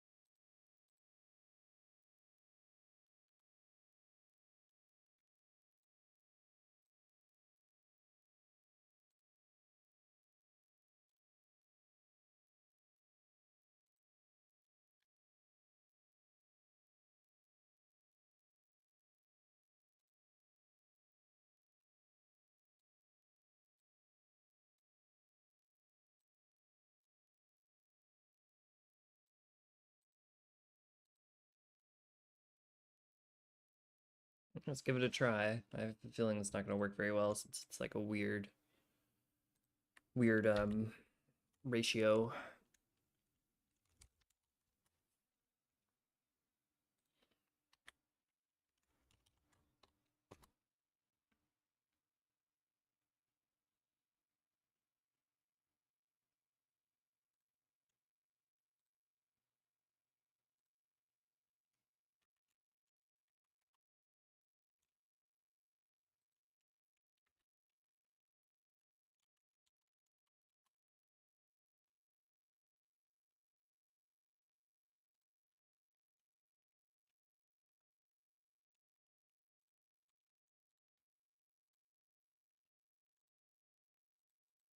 Hey, hey, yeah, boy.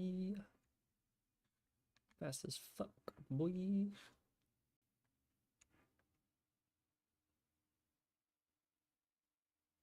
Whoa. Okay, the rotation's definitely bugging me. I gotta fix that.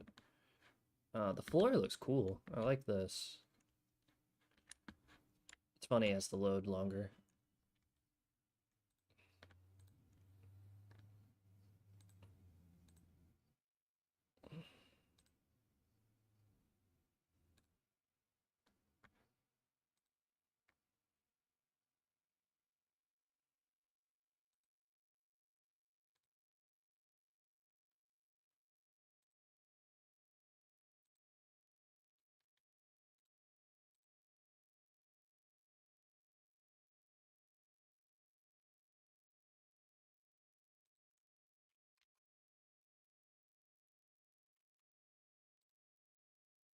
Hmm.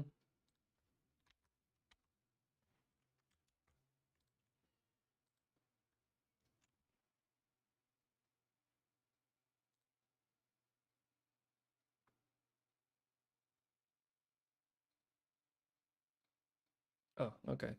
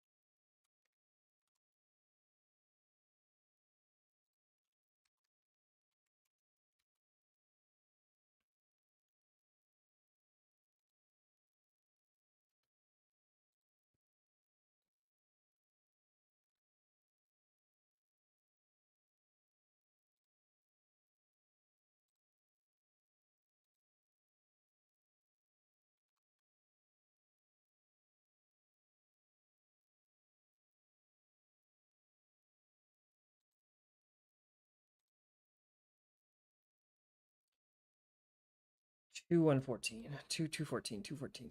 214. 214.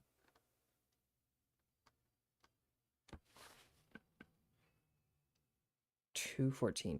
214. 214. 214. 214. 214. 214. 214. Where is it?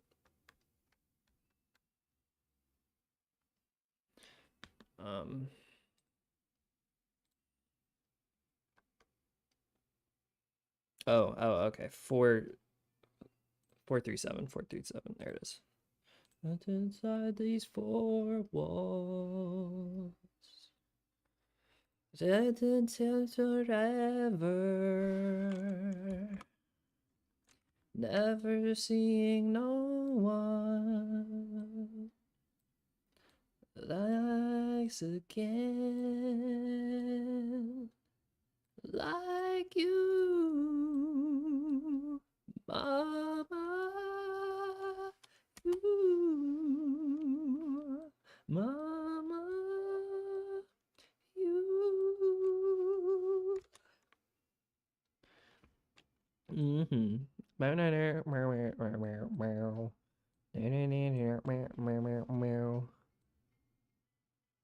need to keep as much as I can. If I ever get out of here.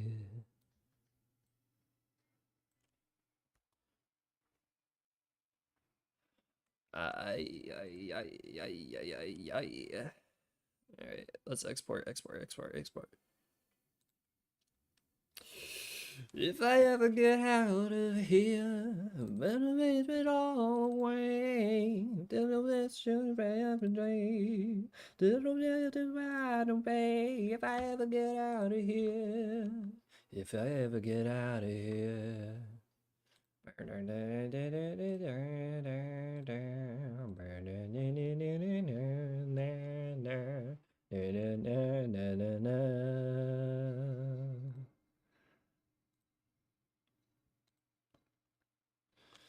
The raining sounded with a mighty crash, and it was in the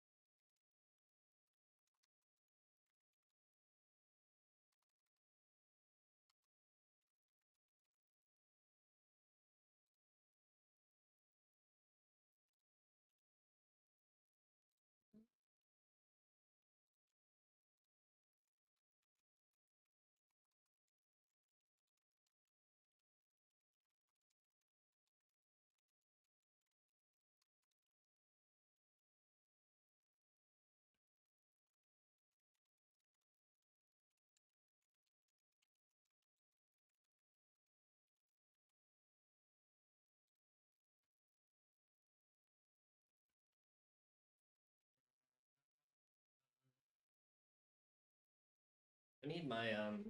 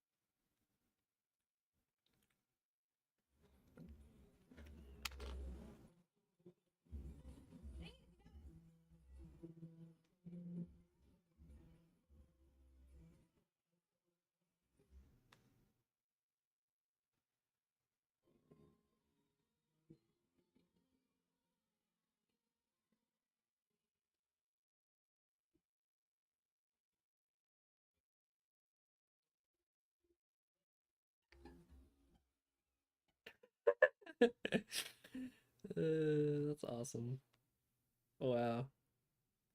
That's awesome. No, she did send it to me. I just haven't checked. My bad. That's so cool. I'm glad y'all went. That looks so fun. I gotta dance with her soon.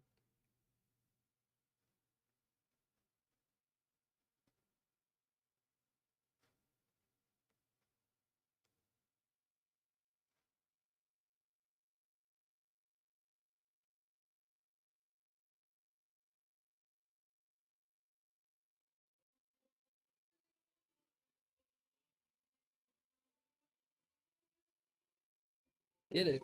Get it.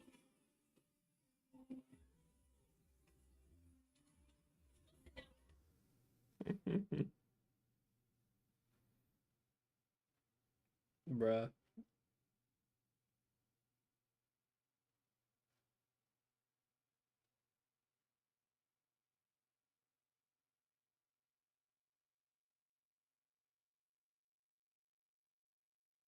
Alright, I'm on it tomorrow.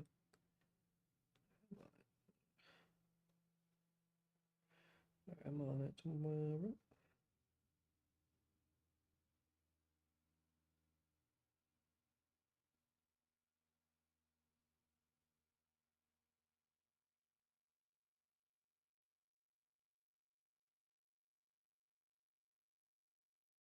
Nice. Happy Valentine's Day. Yeah, jams are fun. I'm already doing another one. It's called Soup. It's a 1-day one, so I gotta hurry up.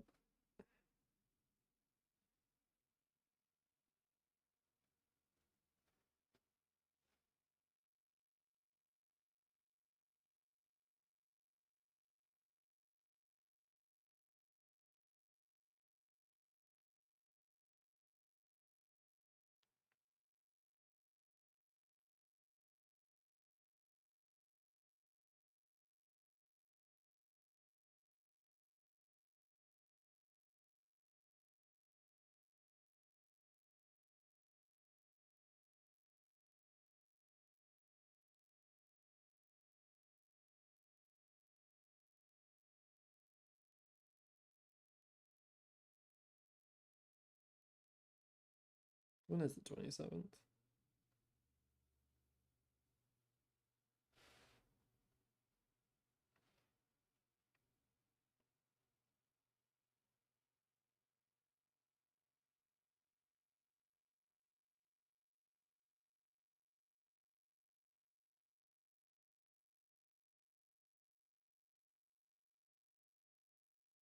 Ayo.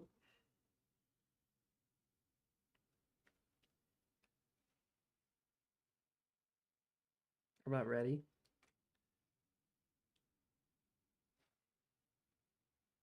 If y'all are down, let's go for the last weekend of this month, so the 27th through the 29th, anytime between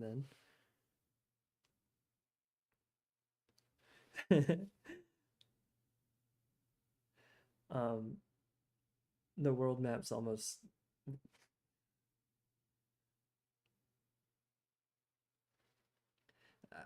I did a game jam, so I've been recovering. If y'all want to play it, I'll send a link.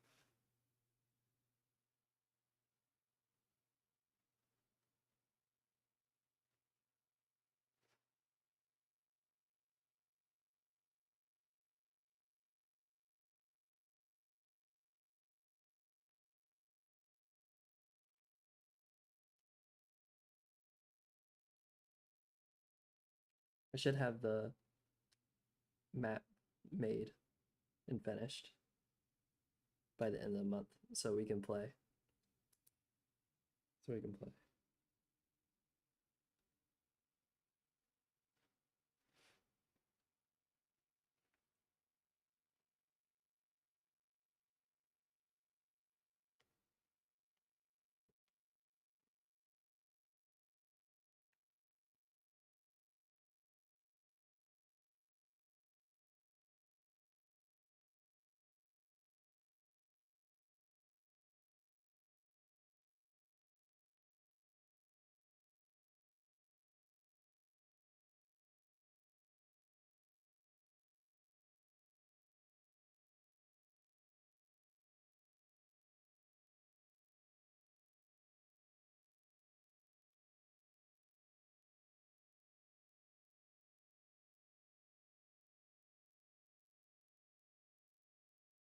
Mm.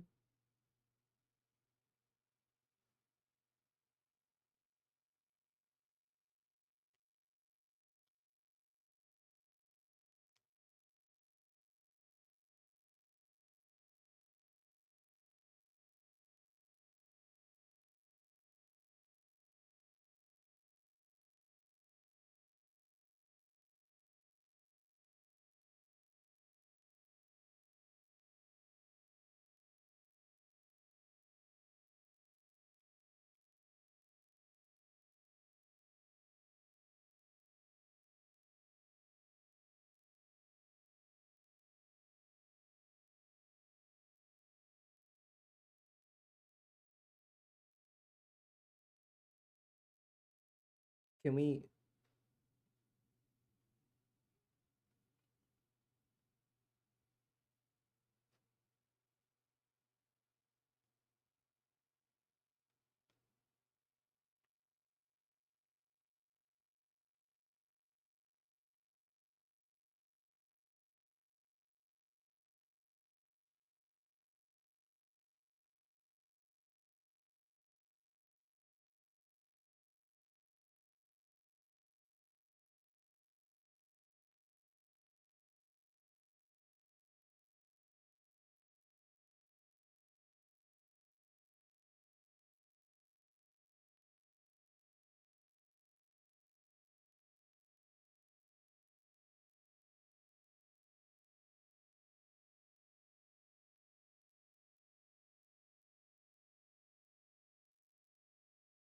So right now we have 1, 2, 3 people. We need 3 is fine, but she wants her roommate, right? I should add him. I don't think I have his number in here.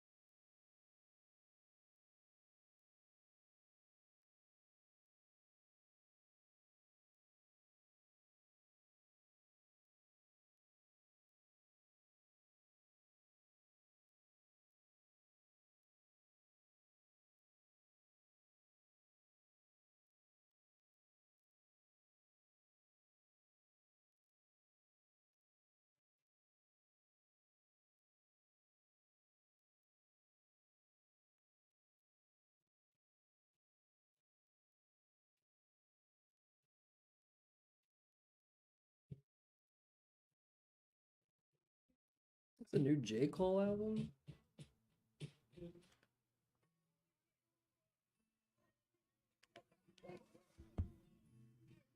When did this come out?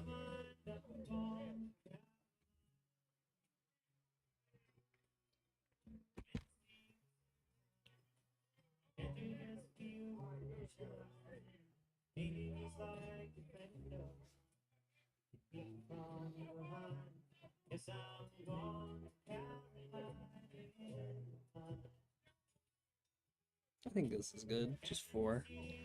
What did I say though? Oh, the clouds, right? I do love that one. Space, clouds, and then clouds, ocean.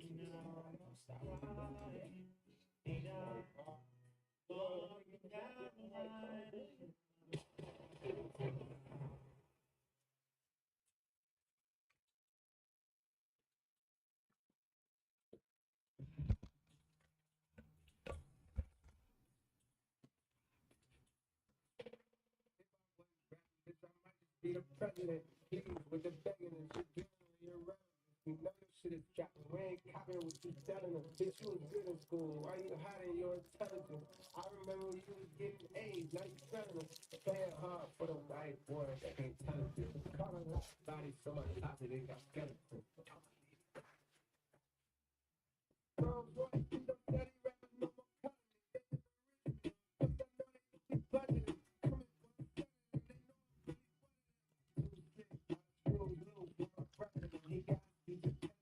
Chopping to be cuttering. He say he like to be stuttering. When I'm in the city, gets you screaming on my government. When I'm in the city, gets you screaming. I'm cast out. I'm a small fish from a pond.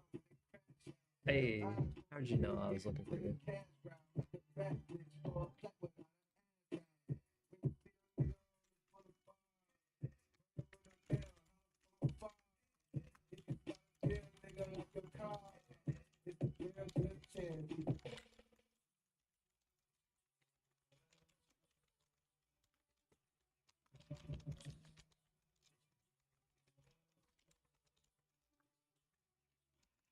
Bitch, I be low on purpose. Big hoodie, double XL. If he stand up, humble as hell. Not knowing bougie, I got standards, nigga. I damn near can't even say the man, nigga. That shit been old with me. My Chris ain't never get stolen me. Them bitches get built with me like cheerleaders. I'm stepping on these niggas carefully. Now I don't wanna be careful, nigga. I don't want nobody to chip with me. Nigga, that shit lame. Just get it, nigga. That's the way.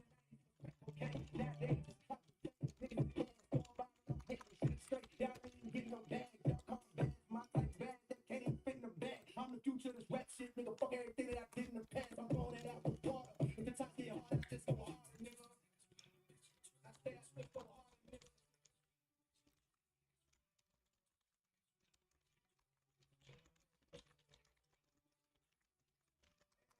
When you feel me, nigga, on the bar.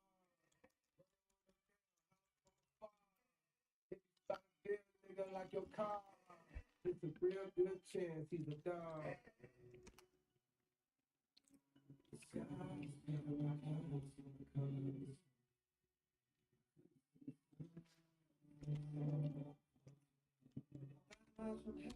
Block with some slums, adjacent to the hood, just like a pointer to the thumb. Days I had to use both for picking up them crumbs. The place upon my tongue, on a hunger would not numb. The Kevlar, the devil, and the melodies you hum. Smiling, going viral, while affecting all of the young. I was lost back then, I was blind, deaf, and dumb. But I knew I'd find me a way. I fell on my face.